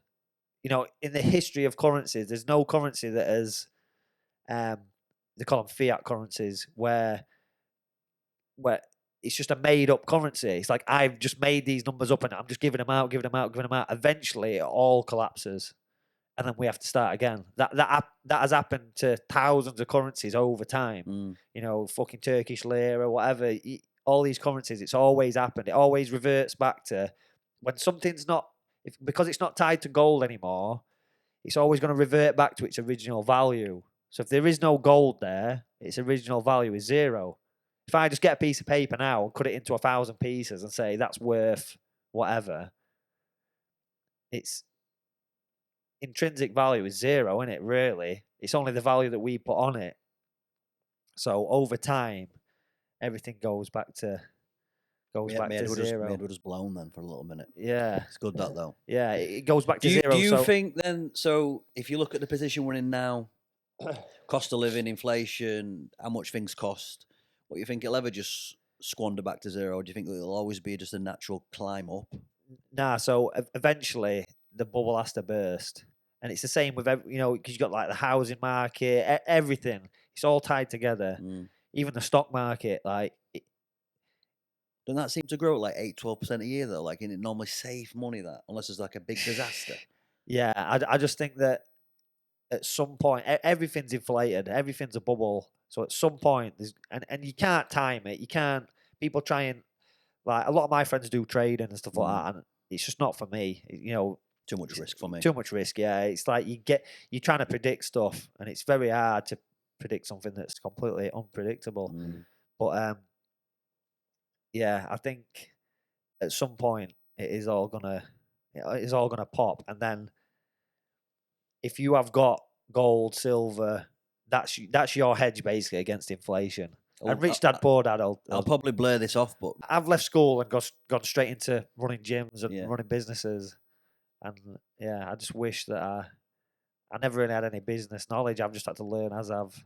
who were your sort of mentors then? Like to be a bit nerdy, did you have any sort of people you listened to? See, not really. Then I just sort of blagged it. It's only later as I got older then I started looking at Alex Hormozy is a Yeah. big one now. Yeah. Robert Kiyosaki. Like so, when I finally got around to reading Rich Dad Poor Dad, I read it, and then I was like, why didn't I know this information at the start? And then I just bought all of Robert Kiyosaki's books. You know Naval Ravikant? You know that guy? No. He'd be someone you'd like. Yeah. Yeah. He breaks it down, the system, perfect. Yeah. Didn't I give you the book, Naval's? Which book is it? The White Book, and he's sort of. Well, I watched his podcast with Rogan. Yeah, and then You'd like him. Yeah. Breaks it down perfect to what's actually going on and what you need to do. Yeah. Like sort of cut through the noise. So the problem now, isn't there? There's so many mentors. Like originally, there you'd probably have your Kiyosaki's. Is it Richard? What's he called? Robert Kiyosaki. Robert, sorry. Yeah. And then there'd be a handful of people like Think and Grow, which were my sort of first introduction yeah. to personal development and trying to understand, just basic differences of setting goals and employee to invest in. And as a kid, I didn't understand any of this. So it took me a long time to sort of fathom that. I had some physical mentors that I looked to. Like I used to like Grant Cardone as a sales, as a sales guy. Have you ever seen the thing where they just drop him off in a town? Yeah, sick. That's really good. Undercover Millionaire. Yeah, that's real. I learned a lot from just watching that. what's he doing that? So they drop him off. So the idea is they take everything from you. They take your phone, all your contacts are gone. They drop you off in a town where you've got no contacts, and they give you, I think they give him $100, and you've got to make $1 million in 6 months. Yeah, there were a time frame. I can't remember the time frame. There were a time frame. So what he says to the guys, he's like, "Listen, keep your $100, and I'll make 10 million." That's what he says. And then they like shave his head. They try and make him look a little bit different because he's a known guy, isn't he, in the business world. So they start selling beds and stuff like that. Yeah, so they drop him off in this little fucking shitty town, and he just he smashes it out. So, and this is another good thing that another good concept that Grant Cardone's got is because he calls his business 10x, doesn't he? Yeah. It's all 10x stuff. And so he says, they want him to make $1 million. He says, I'll 10x it. I'll make 10 million. Now, in the end, spoiler alert, I think he sells the business for like 6 million or something, doesn't he? Or, something like that, like fucking 5-6 million. He sells the business at the end of the 6 months. They bring an independent valuer in. He's built this business up. And he's like, so people are saying, oh, well, he failed. He never made 10 million. He's like, yeah, but you only wanted me to make $1 million. Yeah. So I aimed for 10 and I made fucking 6. Yeah. So I 6x the fucking original. His book 10x was good because his philosophy there were like, what you think you need to do, like just 10 times that output. Yeah. Like if you try and do that in any element of your life, then you're going to probably succeed through just sheer effort. That's it. You just overshooting the goal. Like if you've got this fucking, you want to make $1 million, you aim for that. You might not ever get there, but if you want to make 10 million, you might make $1 million on the way. That's kind of his. The same with this. Like we set a goal to do 10k subs. So his output's probably been very much 10K subs. Yeah. But if the goal was 100,000 subs or 1,000,000 It'd be subs, different. the yeah. output would need to be completely different than That's what what you you're need doing to do. now. 10x it. But yeah, they drop him off in this town. It's a 6. Just by watching the series. What's it called? I'm gonna watch it. Undercover Millionaire. Undercover Millionaire. Yeah. I don't know if you'll like Grant you, but like to me, I just liked his car salesman background, built a big sales team out, Yeah. then started investing in Cardone Capital. Like that syndicate is built there is very, very impressive. You know what he does there? Yeah. So he goes out and allocates, he buys big multifamily properties all over the US. But he understood, right, I can only generate so much of my own money. So he went out and collected money through sort of an independent team that he'd built out so you could invest with Cardone Capital. But the pot was just getting so much bigger, so he could just go out and just take what he wanted in the sort of real estate industry, and he's just built that out massively. And he called it Cardone Capital, and it's just basically everyday investors can invest with him, even if you're not accredited. It's called in the States. You have to have, I think, certain rules or regulations to be an accredited investor. He just takes on anyone, and he's built that out like fucking mega impressive. Just from a car, what inspired me with Cardone, he was just a car salesman, so similar to me in terms of just a salesman. But he's gone out and built that fucking. Yeah. Wow. One good thing that I learned a long time ago is that everybody's a salesman, no matter what business you're in. So I thought that I was in the business of teaching martial arts. So I need to learn. All I need to do is learn about martial arts, and my business will improve. But I'm not in the business of martial arts. I am in the business of selling people martial arts. Like there's people who are shit. I seen a video recently of like this guy. He's very, very successful in martial arts. I think he's a millionaire or whatever from teaching martial arts. And I seen a video of one of his gyms and it looks shit. You know, they're doing these techniques and it looks so fucking shit. And everyone's commenting like, what is this fucking McDojo bullshit? But I know the guy who owns that gym is fucking raking it in because he might not have the best fucking schools or whatever, but he's a master salesman. And that's the important bit. Like you don't need to be great at anything. You know, if you've got a product that's fucking average, but you've got a great sales team, you will make money. And I think that's the thing. It's everyone's looking for this fucking super product, and you know, and when they put it to market, if they ain't got the sales team and the sales acumen to get rid of that. Agreed with that.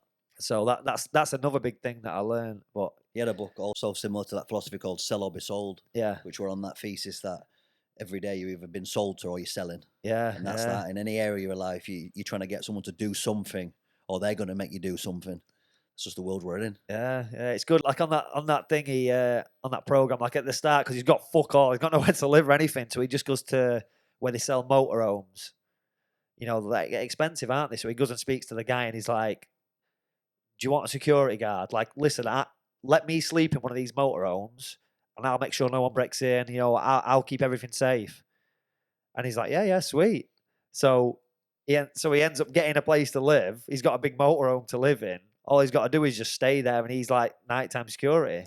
Do you think if he turned up without a camera crew though and said, "I'll be your security, let me stay in your motor," Yeah, part of me's a little bit. Fuck off, man. Part of me's a little bit like that with that, but I feel he would make it. I think once you've got the skills, yeah, like right, you could lose everything. You could lose all the money, all the if you've got it between the years of what you need to do to build a business from the ground up, which is just selling to start, having a good offer, being able to market and advertise that offer. You've got a business mind. That's where I'm at now because I look at the gym and I think, right, if everything went wrong now, like I know how to. What took me 10 years to get to with the gym, I know I could do that in 1 year now because I know the steps. And that's why I think now I'd love to go around like MMA gyms or whatever and do that, like deliver that as like a service. Like, look at your gym. How is everything working? Like, how can we, you know, make a system that, you know, 10x's that or even 2x's it. You know, if you 2x your fucking income, that's massive, isn't it? If you're a gym owner and you're just trying to get by.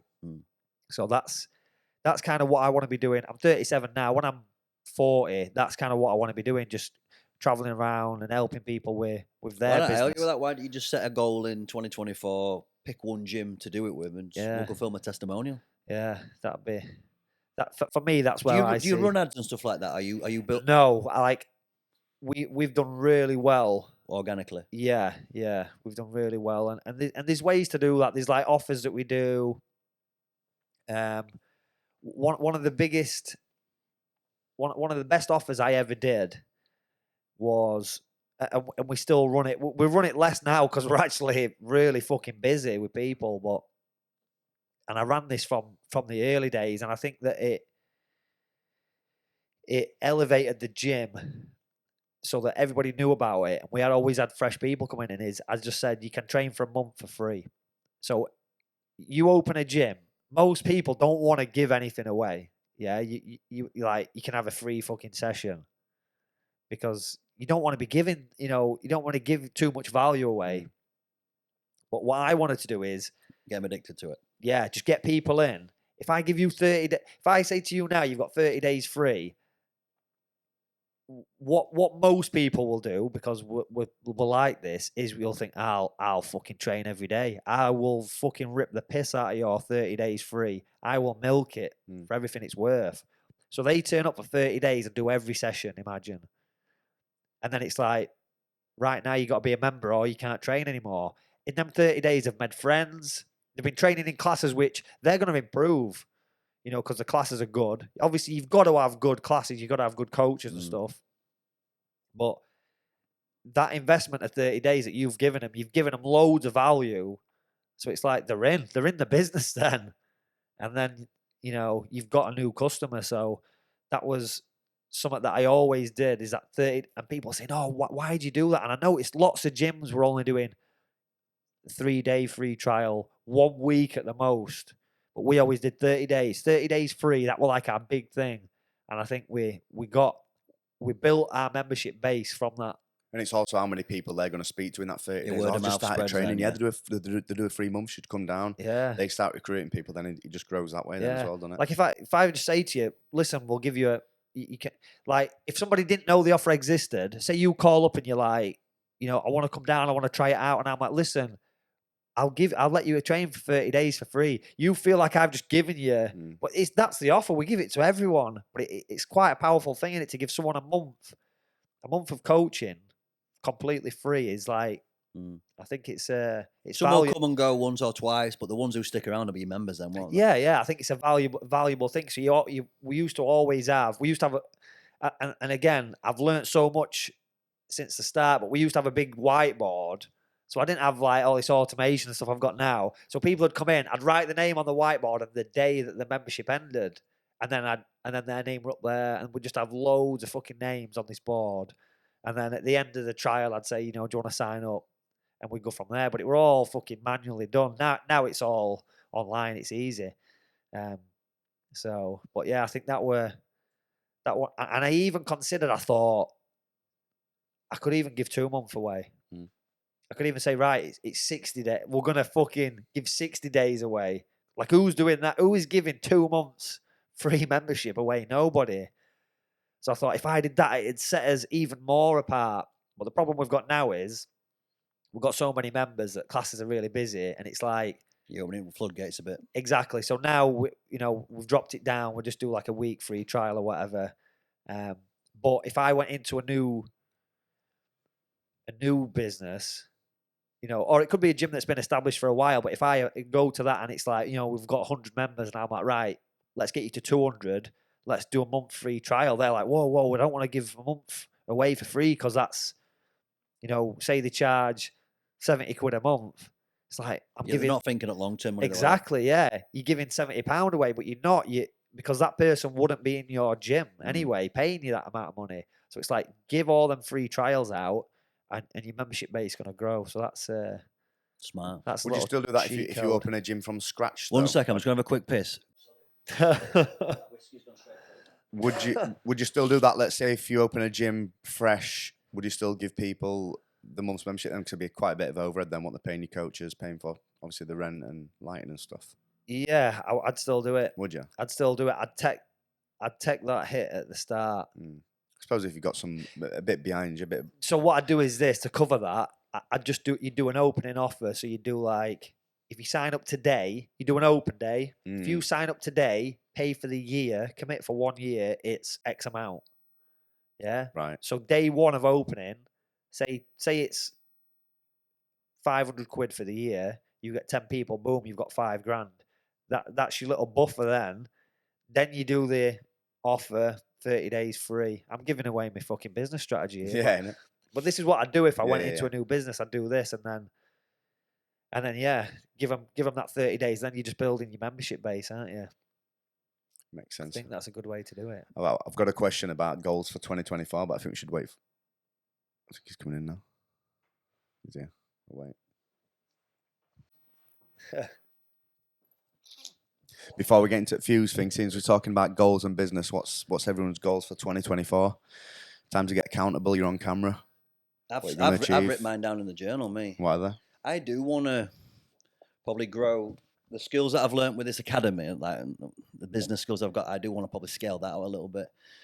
Obviously, a big passion for me is building the podcast and the personal brand, but I've just like got, when I went away on holiday, just sort of like really thinking how I can capitalize and monetize it, a little bit more. Like I think I'm playing at what I do at the minute, and the skills that I've built with the clients that I've got now, because I've just situated myself with businesses around here, the skills that I've through media buying and ads and just stuff that I know I can create now from the 3 years that I've sort of built it out at IH with a brick and mortar store.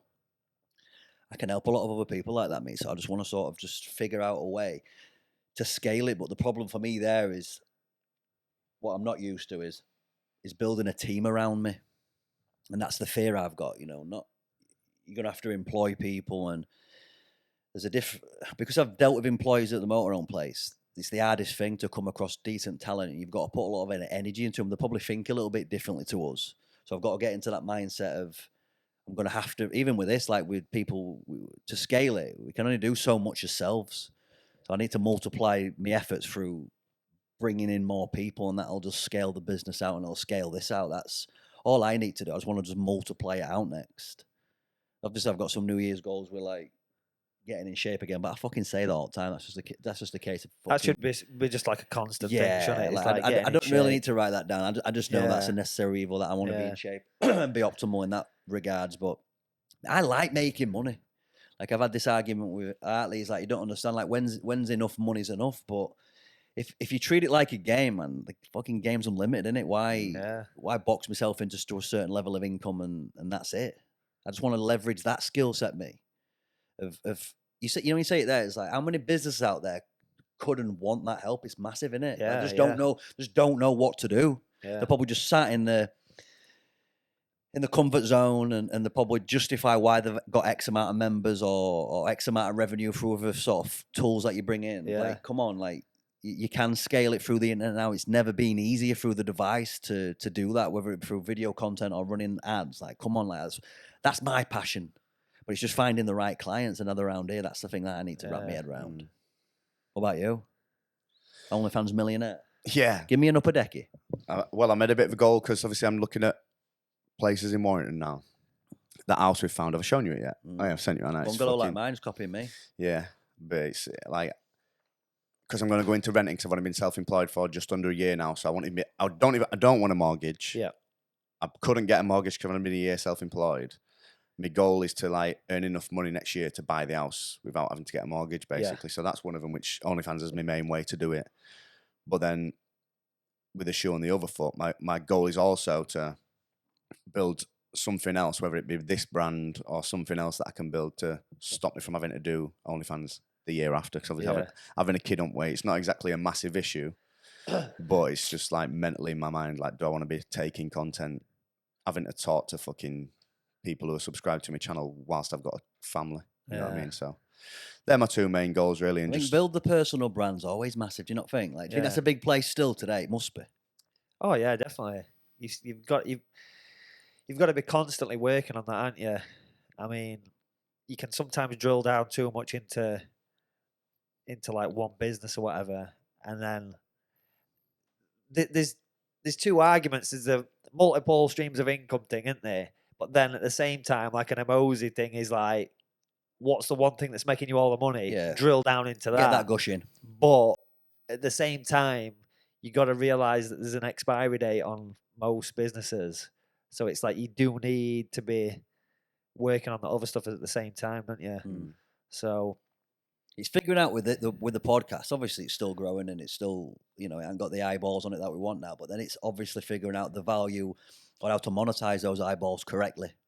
It's all new to me. It's uncharted territory almost. This you're going to get a few people who probably jump at sponsorship and stuff like that. But I want to own the thing that I want to find something that I can sell. That's not a service. I've always done service, me. Yeah. And service requires a lot of effort. I'm not against that, but it's business to business services it's time consuming. Whereas there must be a product out there that I can get behind with the knowledge that I've got of marketing now that we could get behind with this. Yeah. Like we looked at maybe like getting a fully game snus brand or, like white label stuff, but I just don't understand the margins in it yet and how to go and acquire that product. I know how to sell it. Yeah. It's just how do you partner with businesses who you can, right, let me get behind this now. This makes sense. Yeah, that's it. I tried it a little bit with like supplements. I did like a little supplement company. I've tried loads of little things like that. And it's fucking hard, because there's a lot of competition out there, isn't there? But for me,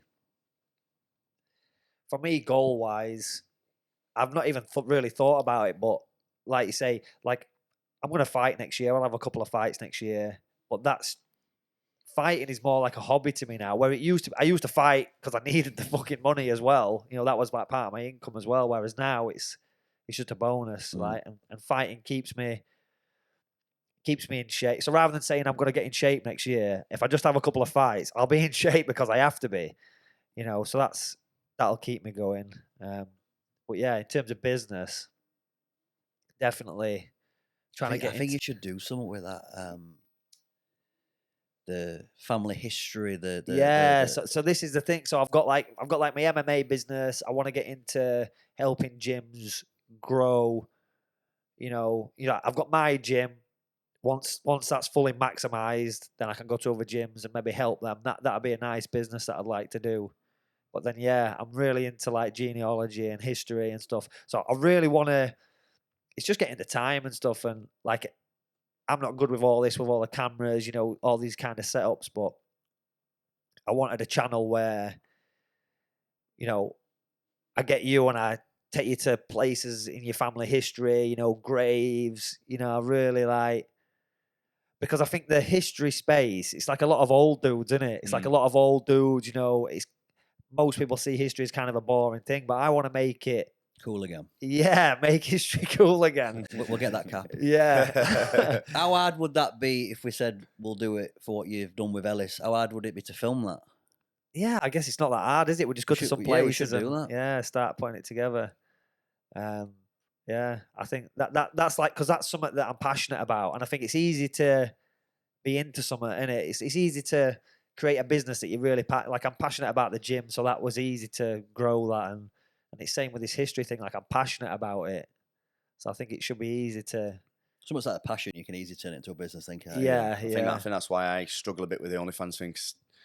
Maybe 5 years ago, I might have been a bit interested in it. Yeah, and it were a new business. There's an easy play for you there, though. What would you say the play is? Be the pimp, don't be the prostitute. Yeah, mate, that's the business there, mate. It's the business. I just feel like the ability to be the pimp now after OnlyFans has been going for like 7 years is a bit tough, because but you find people who don't, because you're in it.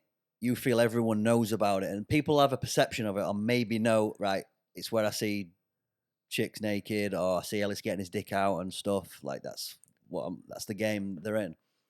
But how many people out there could be the next Resat chick, could be the next sort of big content earner who just hasn't even figured it out yet, and you can grow with them, and you're getting a percentage of it every time. Like, come on, mate, that use your smarts there. That's some leverage, and that's some like proper residual money. That's not just dictated for you having to do your thing.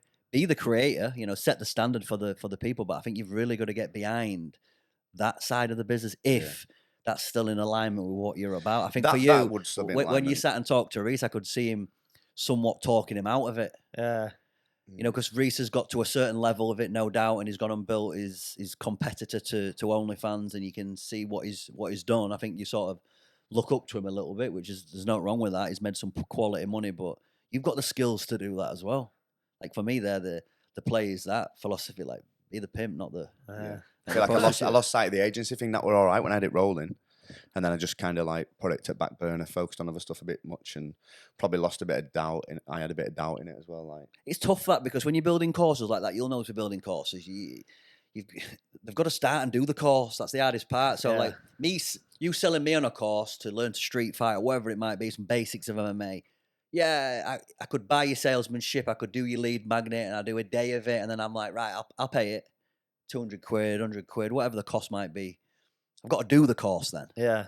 So, like, if you're not getting someone a quick win, that's why I'm going to guess with MMA, if you go do the physical classes, you might get beat up a little bit, but you're going to get accustomed to it very quickly if it's something that you like. Whereas in business like that, you have to get them quick wins, and going through them courses, it's like, But you make that person the first 20 quid or the first 100 quid, they're like, right, you've got me attention now. Yeah. Then turn that 100 into a grand into 10, and then before you know it, you've got a business. It has to be like that for me. That's what I only ever learnt by that.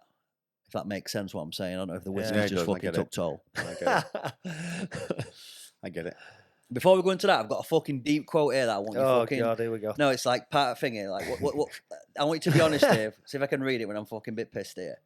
We question all our beliefs except those that we truly believe and don't think to question. Is there anything that springs to mind when you say that? Like a belief that you've got that you never Fucking question. hell, this is super deep. So, like, fucking hell, are we in the Matrix? You know what I mean? Like, you could. This is a weird fact, but I did when I went to college. I did A-level philosophy, and one of the philosophers we studied was called René Descartes. It was a French philosopher, and he's famous for the words "cogito ergo sum," which means "I think, therefore I am," because he had this mad. He's basically what the Matrix is based on. So he like stripped everything back to the bare bones and like, how do I know that this chair's here? How do I know that this is actually real? And he just stripped reality back because really we don't know any. You know, everything could just be a fucking. Do you know what simulation theory is? Yeah. So this could just be a simulation. This is just, we're just fucking characters in a fucking game here. You just don't know, do you? So. Yeah, but when you come down to beliefs like that, like what can you really believe? Nothing. We could just be fucking somebody's entertainment right now. The simulation theory is gnarly, isn't it?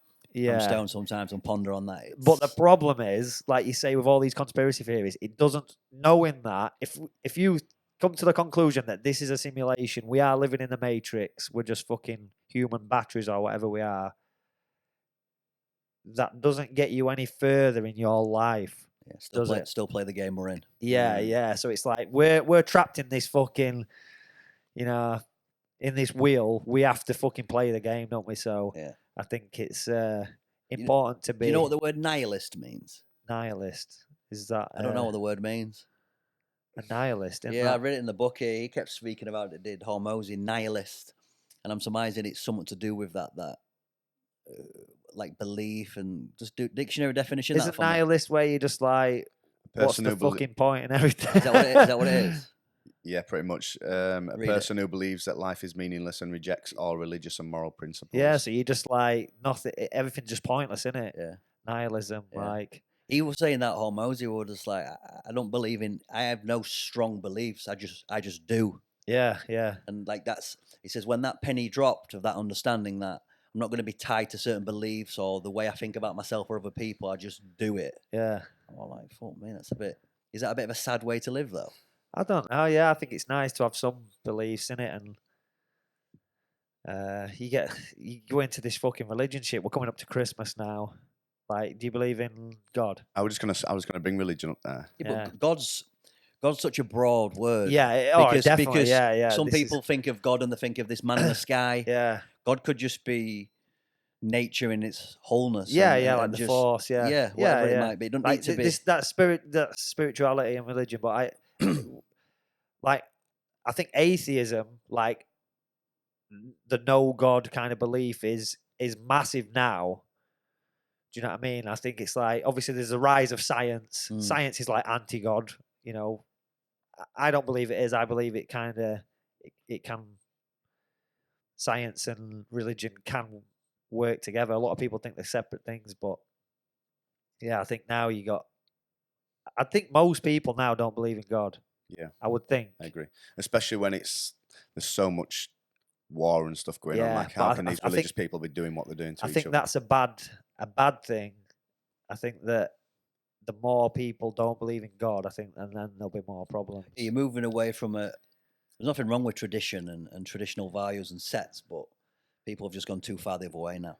Yeah, I've got a it's, question while I've got your brain here on the whiskey. yeah, What do you think to deja vu, and what is it? deja vu. Yeah.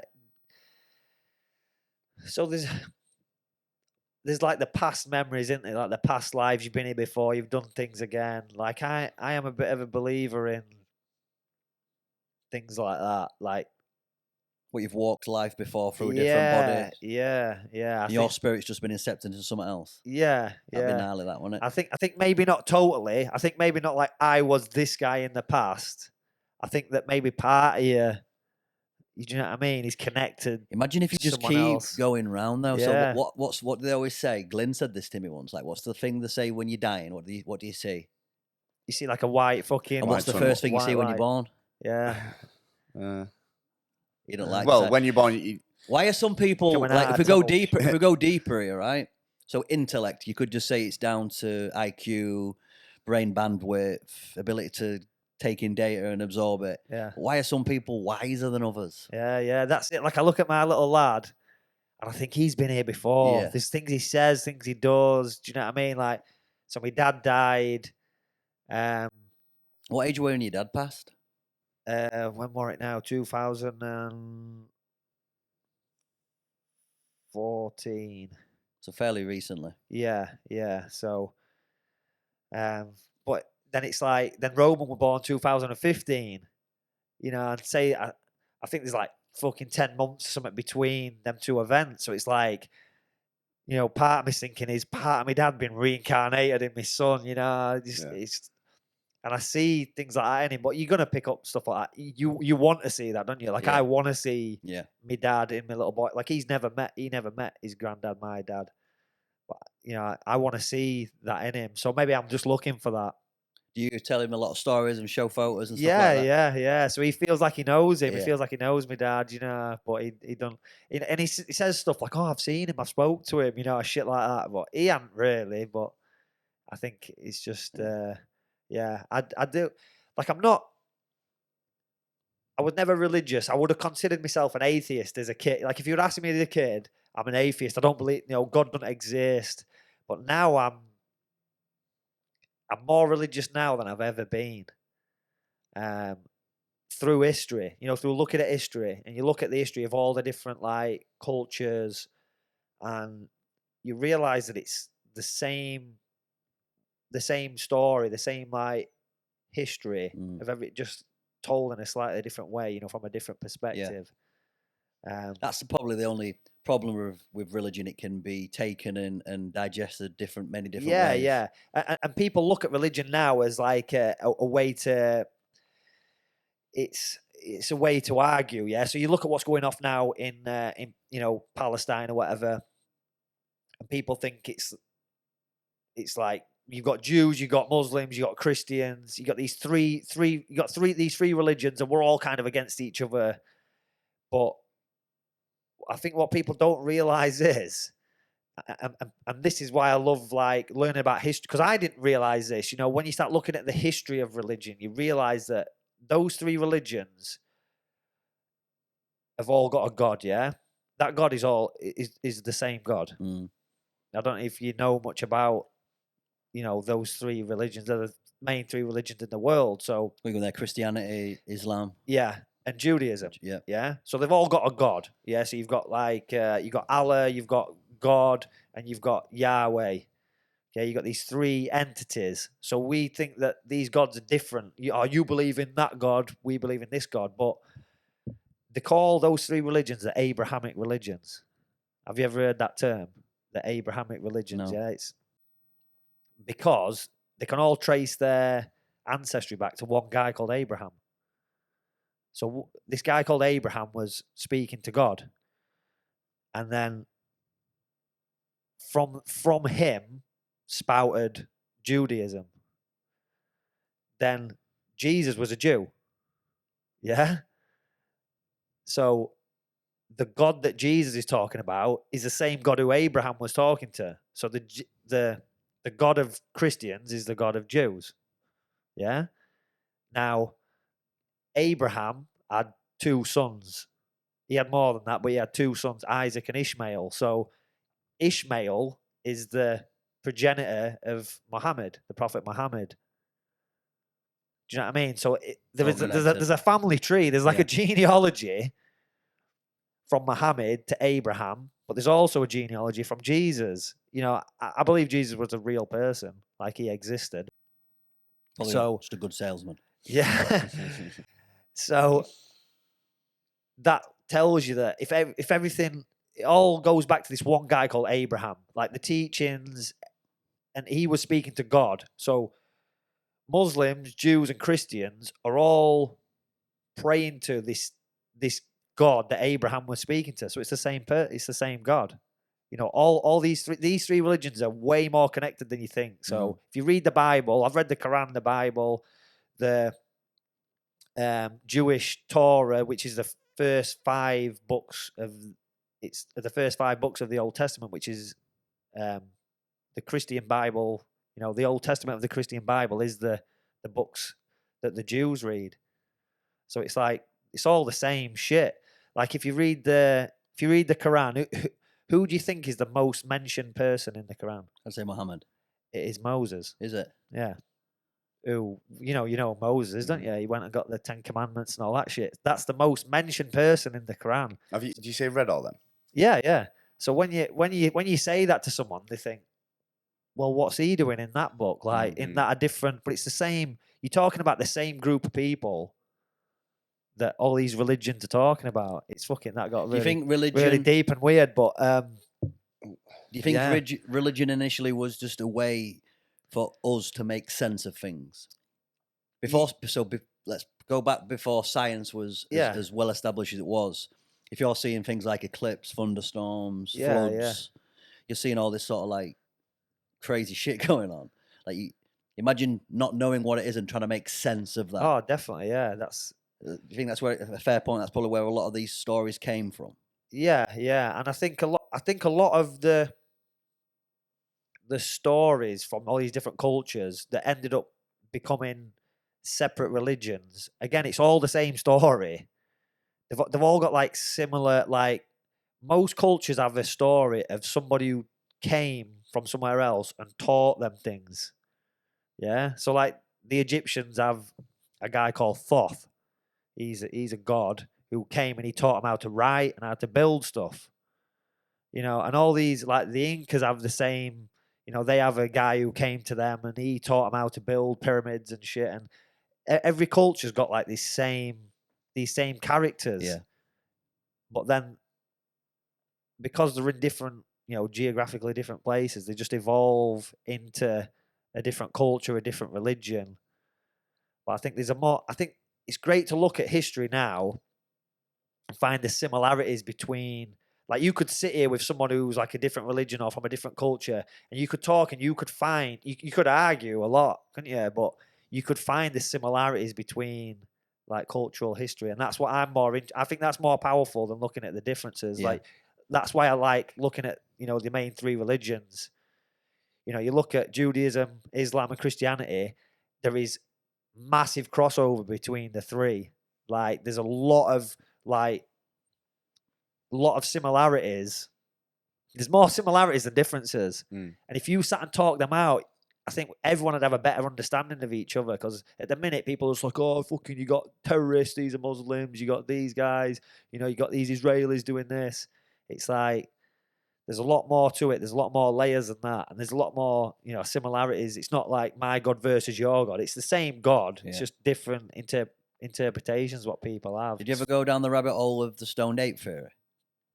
What, the like fucking apes were primates eating came fucking across, mushrooms. And, primates came across psilocybin mushrooms. It advanced the brain. It gave them high level consciousness, and then we just evolved through that. I don't believe that. My belief is this, right? We're getting fucking... Get me some... Get another whiskey. Get me some weed. Oh, yeah. No, I haven't smoked weed for a long time. That could be next one. Nah, fuck no. I just get anxiety now from drugs. Would you? All drugs just give me like the same feeling now, like a mad anxiety feeling. It's fucking shit. Go on, tell me this story though. Come on. But I believe that so when you look at like Darwin's theory of evolution, it's like there's apes and then they evolved and gradually turned into men, but they've never actually. Have you heard of the missing link? Have you ever heard that term being thrown around? The missing link. So the missing link is like the link between ape and man. So we've never actually found. Is that the Homo sapiens? So we're Homo sapiens, yeah, and then you've got these apes, and then They just drastically turned into cavemen, didn't they? there's something in between, yeah. So we should have lots of. I mean, we can dig up and find fucking dinosaur fossils. We can find all these fossils, but what we don't have right now is the missing link, the link between apes, where apes became human. Yeah. There's just apes, and then there's humans, and then apes are still existing as well. So there's like a point in time, and when Darwin wrote his theory of evolution, he expected the more we dug fossils, the more evidence for his theory would come out. Yeah. But what's actually happened is we don't have any. There's no evidence that there was like this evolution. You know, there's no half ape, half men. And the ones that have been in the press ended up being like forgeries. I think they had one where they got the chimpanzee skull and a jawbone, like a human jawbone, and they tried to put them together and say, "Oh, we found this," but you know, it turned out they were both dated at different times. And I think that then they found like a tooth. It's funny that they found this tooth and then they made like they drew like a full picture of a human from this one tooth and said, "Oh, this is like the missing link," and it turned out to be a tooth of a pig. Yeah. People try to have a bias and then they try and make sense of that bias. Yeah. So do you think it's a fair point though? Then, if going down that rabbit hole there, that if original humans weren't the apex predator, that there were less of us, they're probably just savaged or.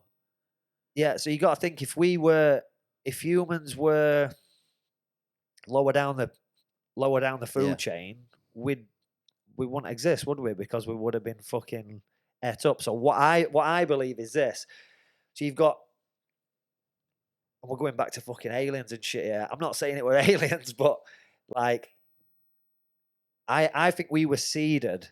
Do you know what I mean? So you've got like apes, you got animals, you got all this, and then human civilization, bang, it just starts like that. It comes out of nowhere. We're not going to say aliens come down and fucked an ape, are we? Well, this is what we're saying, aren't we? This what I'm saying is this: like, again, some horny alien just fucking doggy style. But you'd fucking alien, wouldn't you? If they come an alien more fit, right? So. Give it a try, buggy. Alien OnlyFans. That's the next thing. Now we're talking. But yeah, so I think we were seeded, whether we were seeded by an alien race or there was some kind of race that seeded us. Like I believe we were created, and that's where I am with religion right now. I'm not saying that it's this God, that God, or whatever. I think we were created. Well, that's just the Adam and Eve theory, then, isn't it? Really? Yeah, so it's like the Adam and Eve theory. Like if you read the book of Genesis, that is where the Adam and Eve. That's the first book of the Old Testament. So it's like it almost reads like a family tree. Like God did this. There was Adam and Eve. And yeah, that's where I'm at. Like I believe that. So God could be the aliens. I believe that whatever God was, and I believe it was more than one person. I believe it was like a group of whatever beings made us, and then we colonized the earth from that. I think that's, and we was given knowledge. We was shown fire, how to build, how to hunt. We was given that. I don't think we learned that. I think we was given because look at us on the earth. Almost like a blueprint, right? Go do this. Yeah. We are way better than any fucking animal on earth. We're like, I think we was given that dominion. We was given dominion over. Because we'd have just been wiped out if we had to take all the time to learn all that skill. Yeah. I think that and it's survive. You can talk about survival of the fittest, and we were the fucking. We were the best apes that fucking evolved or whatever, but there's just no evidence of that evolution from apes to what we are now. Yeah. It's like we just fucking appeared, bang. So I think we was I think we was put here from someone from a fucking other planet, another fucking dimension, someone living inside the fucking earth. I don't know, but maybe there was a, you talk about Atlantis, yeah? You all Yeah, know the theory of Atlantis, don't Well, you? Like, apparently there's still aliens there. That's where they're not even on another planet. yeah, so it's like Atlantis, this fucking sunken city that was like super advanced. It's like, were them Atlanteans the original humans? And the reason why there's no fucking evidence of them is because they fucked off. They got out of here and left us here. We're just the remnants of that. Yeah. And that's why there's this gap in the. There's no missing link because It's almost like a timeline gap. Then, do you think? yeah, I think it's weird. And I are people think still it's- trying to make sense of that now? Then, Oh yeah, researchers? yeah. I mean, people like in schools, obviously they teach Darwin's theory of evolution. Like this is what happened over millions of years. Think of all the millions of years you've got, and then it's just like bang, civilization, Sumerians, Egyptians, and then you straight into civilization there. Look at the fucking. It's like look at the Great Pyramid, yeah, the biggest pyramid in Giza. That is one of the oldest pyramids. So you think about evolution, like if you're just a fucking random dude and you want to get into building pyramids, yeah, and I say right, go out there, build a pyramid. You're gonna go out and it's gonna be shit, innit? Whatever you build, if I just say get some fucking rocks, what you can find, and build a pyramid, it's gonna be shit. Yeah. And then you're gonna learn from that, and you're gonna build something better and better and better, and then you're gonna teach your kids, and they're gonna build something better. So really, the pyramids in Egypt should start shit. The oldest ones should be the worst, shouldn't they? And they should gradually get better. Yeah. But it's like the reverse in Egypt. The oldest pyramid, the Great Pyramid of Giza, or it's one. They say it's one of the oldest.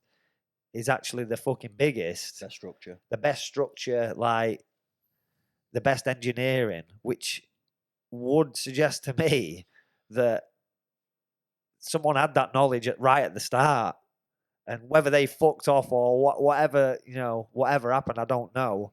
But it's like we devolved from that. We got worse. We got shitter at building stuff, and they still haven't figured out how they built it, have they? The pyramids.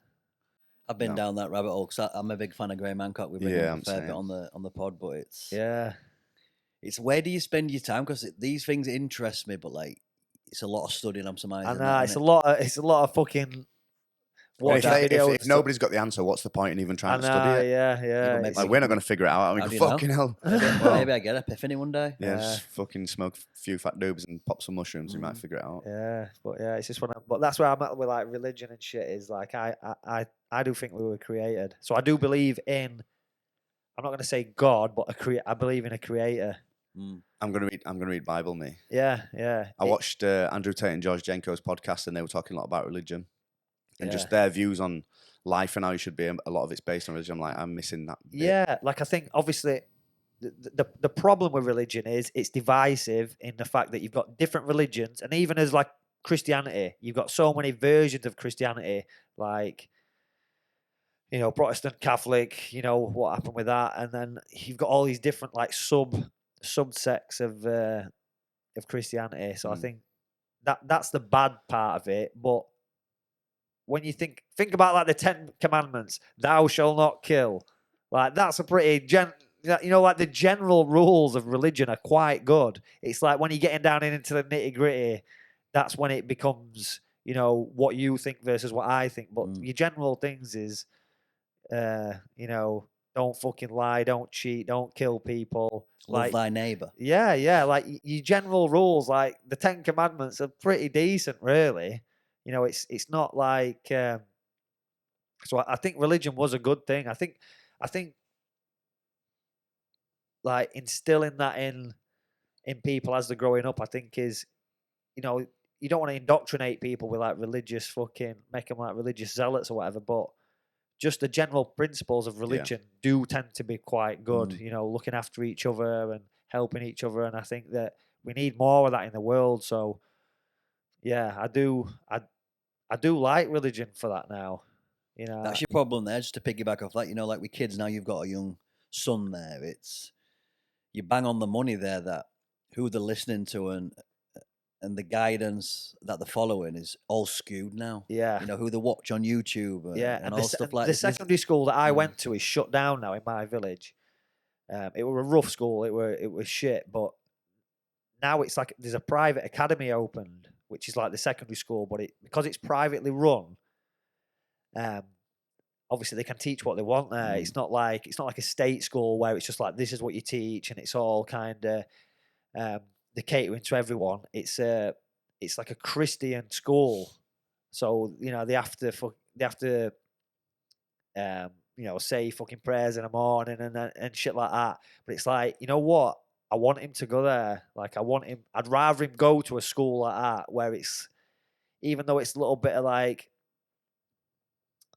you know, these religious schools where, like when I was younger, if people were going to like the Catholic school and that, you take piss out of we them. used to call St. them Willy Wilf's. Wofters. Yeah, you're like, oh yeah, but I think that now looking back, I think in the world we're in now, it's probably better that they learn that way. Yeah. Weren't Slovenia Willy Wofter? Yeah. Yeah.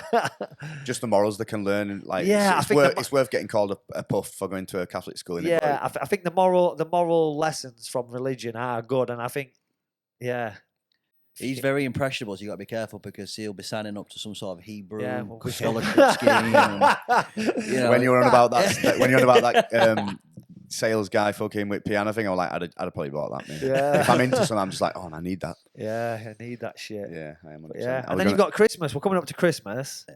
Christmas is the birth of Jesus, is it not? Yeah, hopefully someone will buy me a Bible for Christmas. Then. But it's I'll get you on. But it's you used to have Bibles in every single hotel I went to, especially in the States when I went there. There were always Bibles there, but you don't see that top anymore. drawer. Slightly That's just different now, isn't Johnny's it? and Yeah. that, innit? Just what? It's just Johnny's and that in top drawer. In I do Vegas want to and bring that. up one point. I don't know how long we've been talking for, but just to get your view on this. Rarely do I pass commenting, Jim, me. Yeah. People are there, they can do whatever they want. If they want to just fucking not train or just fuck around or do whatever. But there were two kids yesterday, 16 years old. And on every, I watch me. So I'm like, to me, you boys know more about it in the MMA world. Intensity is a variable in training. You want to be intense to get something out of the session, right? I'm like watching these kids, and even every set, they were still scoring on the phone. And I just said something to them, and they looked at me like, hey, they were going to kick me fucking. I just went, boys, you are addicted to that phone, you know. Just not a maybe it's a negative comment, more like, put your phone down, boys, and just do a couple of working sets, and you'll feel better for it. They looked at me like I'd walked into their house on Christmas Day and just shit all over the fucking Christmas tree. Like they couldn't fathom it. Yeah. I would just like. I think we need some like detox shit, don't we? You know, like a week without your phone. I'd love to do that. Don't China? It's so hard. I don't go down rabbit hole, but I think China regulate their everything. Their use though. So like, I think certain days in the week you can't get on it. Probably when you're at school you can't get on it. Like these kids were just like, even now when I'm sat speaking to like Zaki a little bit. You know, if you're having proper detailed conversation trying to connect, he's like, all he wants to show you is like a reel that he's seen. And I get it. Like, that's what they're into. But it's a strange dynamic that they're not living in this reality. Like this reality is fucking mega. You can learn from people, connect, you can do whatever you want, but they're just living in that one. And that comes back to now I've had a whiskey. Like the fear I have of like making this just solely entertainment, solely for views, solely for clicks, solely for that versus... Well, we can have dialogue about intellectual stuff and try and learn and like that. There still must be a demand for a lot of people for wisdom and intellect and learning shit. And I feel that's just the gap's widening. Yeah. This shit of like even Neon, do you see like he made him viral. I know he was bringing him up, but he tried to get in. He got his tickets knocked back from the UFC. Yeah. You see that? No. Like he said something regarding Trump on a stream, and they were just like, "You ain't coming in." Yeah. And he was shocked. You're like, "Mate, it's just something. It's a bit. Like I weren't going to actually do it." Like, no, this is fucking real life, mate. You can't threaten the president, and but you can get away with it. You'll get filled in. Yeah, I didn't see that. No, yeah, that's doing their own. And Dana spoke about it on press conference, but it's given them more clout then, because you've got the head of the UFC speaking about this little fucking idiot, no offense to the kid, who's just making a living off fucking talking absolute shit. But he's viral and is a sensation in that world. It's a wild one to me. Everyone just needs Bibles, don't they? Educate yourself. They do, mate. Yeah. They do. And then I'll do Quran straight after. You know what? It would be a good thing to do, and I could get us in there easily. You know, Jesse Senolafea. Mm-hmm. He goes to a place, and I've been a couple of times, called Life Church. You know what that is? No. Life Church is based in Leeds. It's a it's Christianity based, Yeah. but it's a younger Yeah. vibe. They're not going there in all traditional. They're going there like dressed like you, trendy, and Yeah. fucking. But you're still getting the message of God. You're Yeah, still getting yeah, the. There's a lot of singing in that. Though. I don't think you'd be into the singing. I mate. fucking would, mate. I used You're to be right. at school just fucking singing Magic Oh Penny. yeah, no. When fucking- you said that, like seriously, we used to sing hymns and that every day. I was at Yeah, school. yeah. You do it. It's all, but I don't think they do that now, do they? Life is like a magic penny. I was fucking blasting that. aren't they? Yeah, it's crazy, isn't it? And Yeah. then it's mad how I like when you look at Christmas, because Christmas in, we're sat here with fucking Christmas hats on. What's this got to do with Jesus? Yeah. Nothing. I mean, Jesus wasn't even born on the 25th of December. We were probably, historically, we were probably born between September and October. So do you know what December 25th actually is? I thought it was the death of him, wasn't it? No, the birth of Jesus, wasn't it? He's in a manger and When all did he that die? lot. Yeah. When did he die? Away Then? in a He manger. died in Easter, innit? Easter, Oh, did he? Good Shit. Friday, we're crucified. But yeah, so the 25th of December is a pagan festival of Sol Invictus. So Sol Invictus is the sun god. So the 25th of December in the Roman calendar was the winter solstice. So it's when the Earth's axis is tilted the furthest away from the sun. So you get the shortest day. Mm. So after that, the days get longer. So they call that the birth of the sun. Yeah, that day is the birth of the sun. Right. So what's Jesus? He's the Son of God, isn't he? The birth of 25th of December to Christians is the birth of the Son of God, but to Romans it was the birth of the actual Son. So you're talking in about 300 AD. So 306 AD was when Constantine became emperor. He became emperor in York. I don't know if you've been to York Minster. York Minster, and there's a big statue of like some Roman emperor outside because he was in York at the time when he became emperor of Rome. So it was Constantine the Great who made the Roman Empire. He was the first Christian emperor. So you got to think it's 300 years after Jesus died. We're pagans still, but then he becomes the first Christian emperor, and after him, we started Christianity. That's why this country is a Christian country. That's why we became Christian. So what you had is you had Sol Invictus, the winter solstice on the 25th of December that the pagans are doing, and now you've got Jesus, the birth of Jesus. So that got transposed onto that date so that you can keep everyone happy then, can't you? You've got the pagans, they still get their thing. Yeah. And then the Christians who were coming in, because I think Constantine basically was in a 2-horse race. He was a Christian emperor, but he were also a pagan as well. So we were like, he's going to fucking some heaven, whether it's the pagan one or the Christian one. It were kind of doing a bit of a balancing act, trying to please everyone. Where the fuck did Santa come from then? So Santa is, so you got Saint Nicholas. So Saint Nicholas was a Christian saint who used to give to the poor. Yeah, so he was a bishop who used to give to the poor, and that was like his thing, giving gifts. So that's kind of where that comes from, Saint Nicholas. And then at the same time, you've got the pagan festival of Yuletide around this time, which is Woden or Odin. So Odin, big guy with a beard. Then you've got Saint Nicholas giving gifts. So all these things kind of came together. So you've got this big guy with a beard who gives gifts. I think Woden used to ride through the sky on like a chariot pulled by a fucking mad horse or whatever. I think the North American influence changed it to reindeers. So you've got this guy who's like a half pagan god, half Christian saint, giving gifts, riding through the sky, and it all gets tied together into this one day. So it's Do they call that one guy Chris Kringle? Is that what it's? I think that was a later thing, wasn't it? Is Chris that a later Kringle. I think that was like, yeah. I know. I could say Ben Kringle then. Well, bro, Ben Kringle's dad's called Chris Kringle. Yeah, That's no joke. Yeah, Chris Kringle. So I'm not too sure. I think that's like an American thing, isn't it? The Chris Kringle. I'm not too sure. But then you had like Sinterklaas is like the Germanic Saint Nicholas. And I think that's where we get Santa Claus from. So you got all these things have amalgamated in one day, So it's like, oh yeah, it's the birth of Jesus, but it's not really. It's the date. The exact date is the winter solstice of Roman time. Sol Invictus, worshipping the sun. And then we didn't do it, but back then the Romans sort of transposed the birth of Jesus onto that day just to kind of keep everyone happy. And then over time you've got the giving of gifts from Saint Nicholas. You've got these pagan, you've got the Yuletide. You've got these other pagan festivals, all basically tied into one day. So history's crazy. What we're doing is, is isn't it? basically witchcraft. Witchcraft. You've ruined my Christmas as well. We do need to go. I do want to go. While I've got him here, I do want to go through the. Let me just grab the fuse here. Shout out the fuse. You're a big fan of the Fuse recently, aren't you? You've become close friends. I feel I'm a big fan of what you boys do with Bare Knuckle, and I feel it's got the potential to rival the UFC and Matchroom in terms of size and promotion. Yeah. Just with the spectacle of the fighting, I think it's a true form of, like, when you watch it, it's like watching gladiators. Yeah. There's never a boring fight, rarely. But let's not go featherweights. Let's go.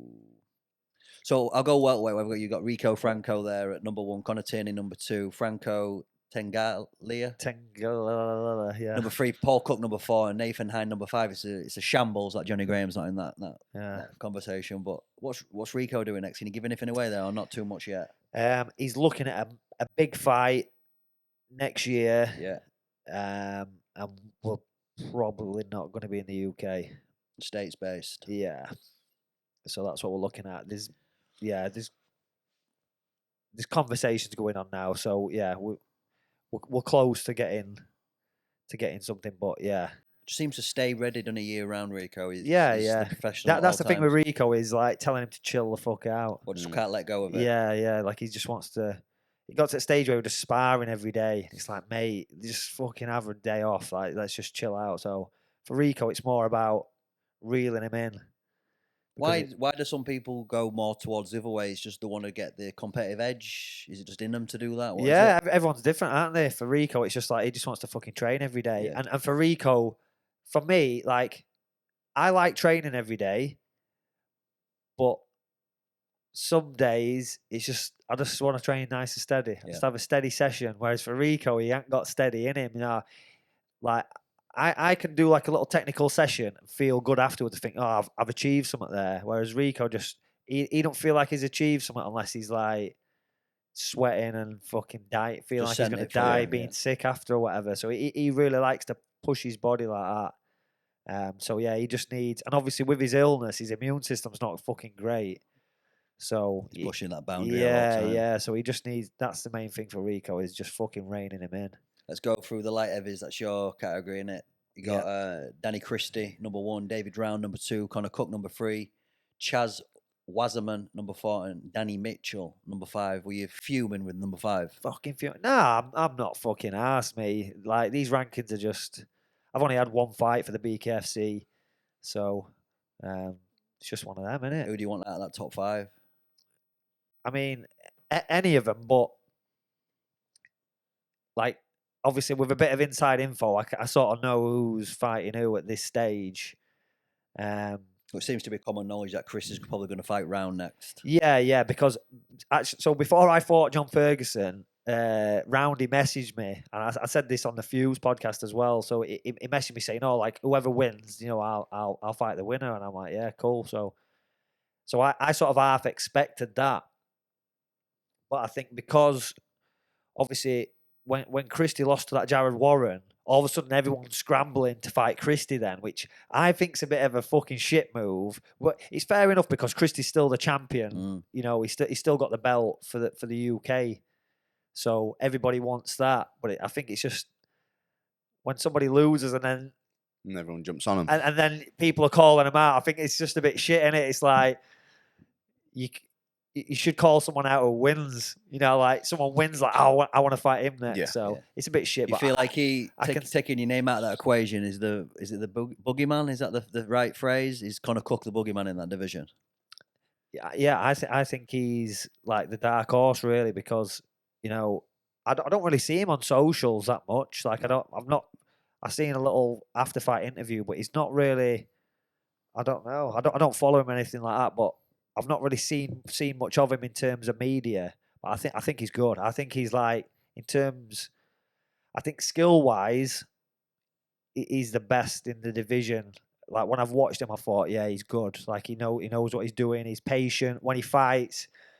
Like after the fight, he's not really bust up or anything like that, and that's the way to fight, in it. It's hit and not be hit. So yeah, he's. I think he looks good. I've got half a feeling that. So I thought after this fight, my next fight will be David Round, most probably. Now it's looking like he's going to fight Christie. So I think that they'll offer me Conor Cook for the next fight. There's That's a what I card in think. March and a card in May. Yeah, so I believe March is going to be down south, in it, London or Milton Keynes or fuck knows where.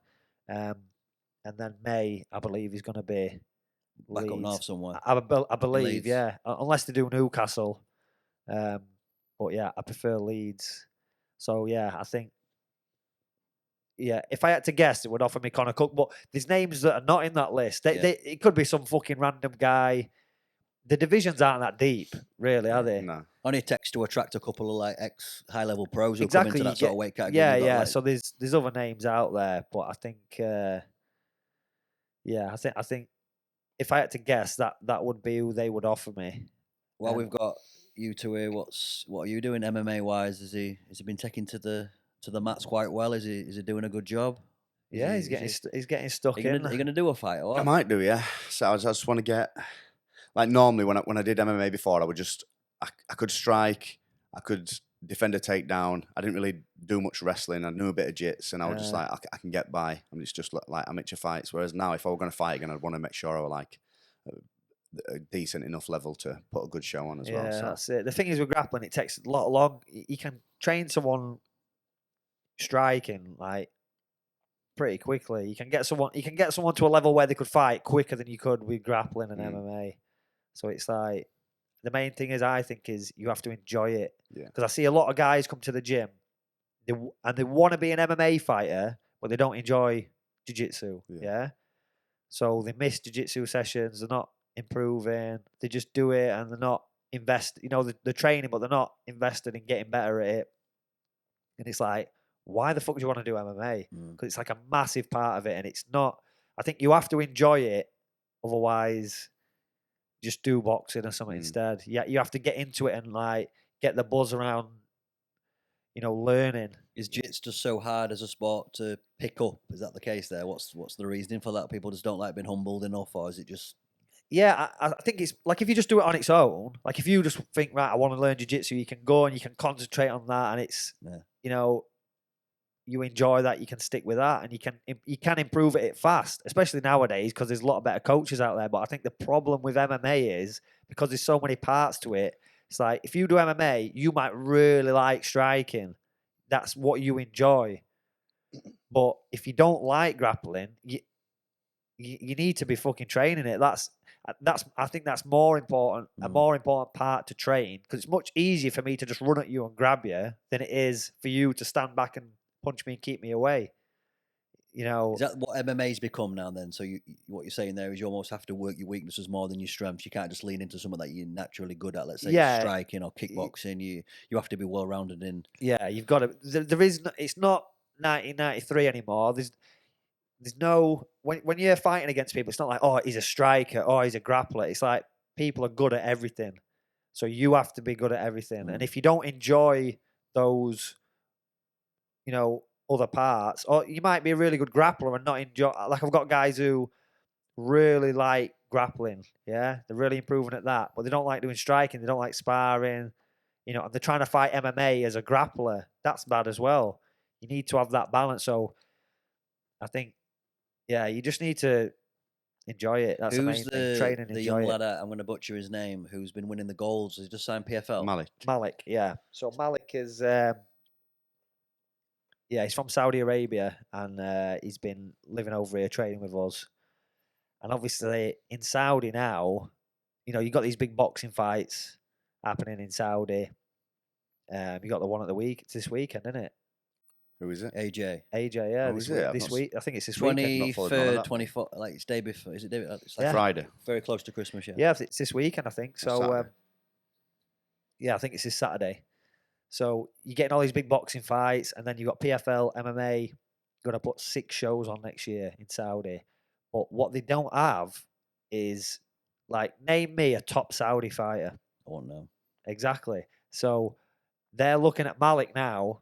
He got silver in the world's IMAF, which is super high level for amateur, the highest level you can get. And he's just won.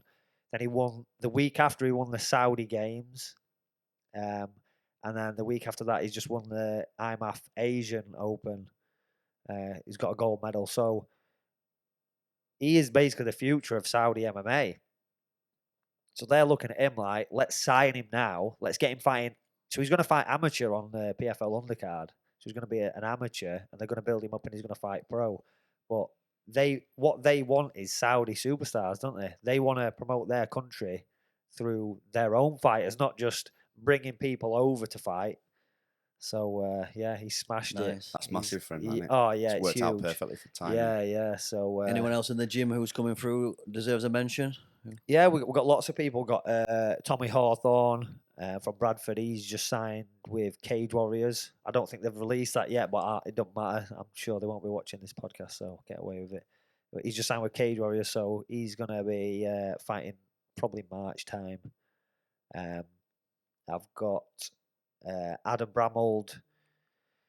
We're just trying to nail something down for him next year. So he's won his last 11 fights. So there's going to be something big in the pipeline for him. But we've got lots of big promotions now next year. And it's not, obviously you've got the UFC, but you've got PFL, you've got Octagon coming to the UK. So Yeah. I'm invested in that fight. That Jay Cartwright. Cartwright and the Swedish. Jonas, yeah. Yeah. They've been putting loads of I've been shit knocking talking people out since videos. I've been 13. I'm going to knock you out too. Yeah, Like, yeah. He's good Obviously, at they got in talking. the cage, didn't they, when Yeah. we were there? So Yeah, he's a good talker, isn't he? yeah. Won't mind going to that. It's in Newcastle, isn't it? Newcastle. Yeah, I'm actually in Thailand that day, but Thailand, yeah, it'll be good. It'll be good. So yeah, so hopefully, I was hoping. I mean, I might still have somebody on that show. I obviously won't be there, but yeah, I'm hoping to have Tom Crosby on that event, which would be nice because there was an event 2 weeks ago, and there was a last minute dropout, and Tom threw his name in the hat, and he was going to fly to, I think it was in Slovakia. He was going to fight over there. It's Tom with the mullet. Yeah. So he was going to fight over there.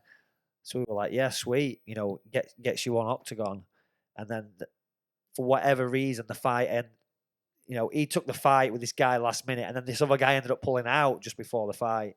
So we lost that fight. But I've spoke to him. I said, listen, it doesn't have to be that fight. Let's get a fight on. Tom was willing to jump in and help you out last minute. Let's get him on the card. So I'm just waiting for a reply off them. But hopefully we get a fight for him on that show. I rolled with him last night, Tom. Yeah. Sound. Strong fucker, isn't He he? is, isn't he? Big unit. Yeah. Right, boys, what time's Roman's Christmas Oh, party, don't bro? worry, yeah. It's all good. You all right with that? Yeah. Right, boys. Happy with I'm that? happy with that. Yeah. Thank Sweet. you I feel very much. whiskey You knocked can me be all off. right. You can be all I right feel driving, whiskey knocked you? me off kilter a bit. I'm just gonna have a He little looked a rest. bit daisy-eyed. I was like, I'm sound. you get to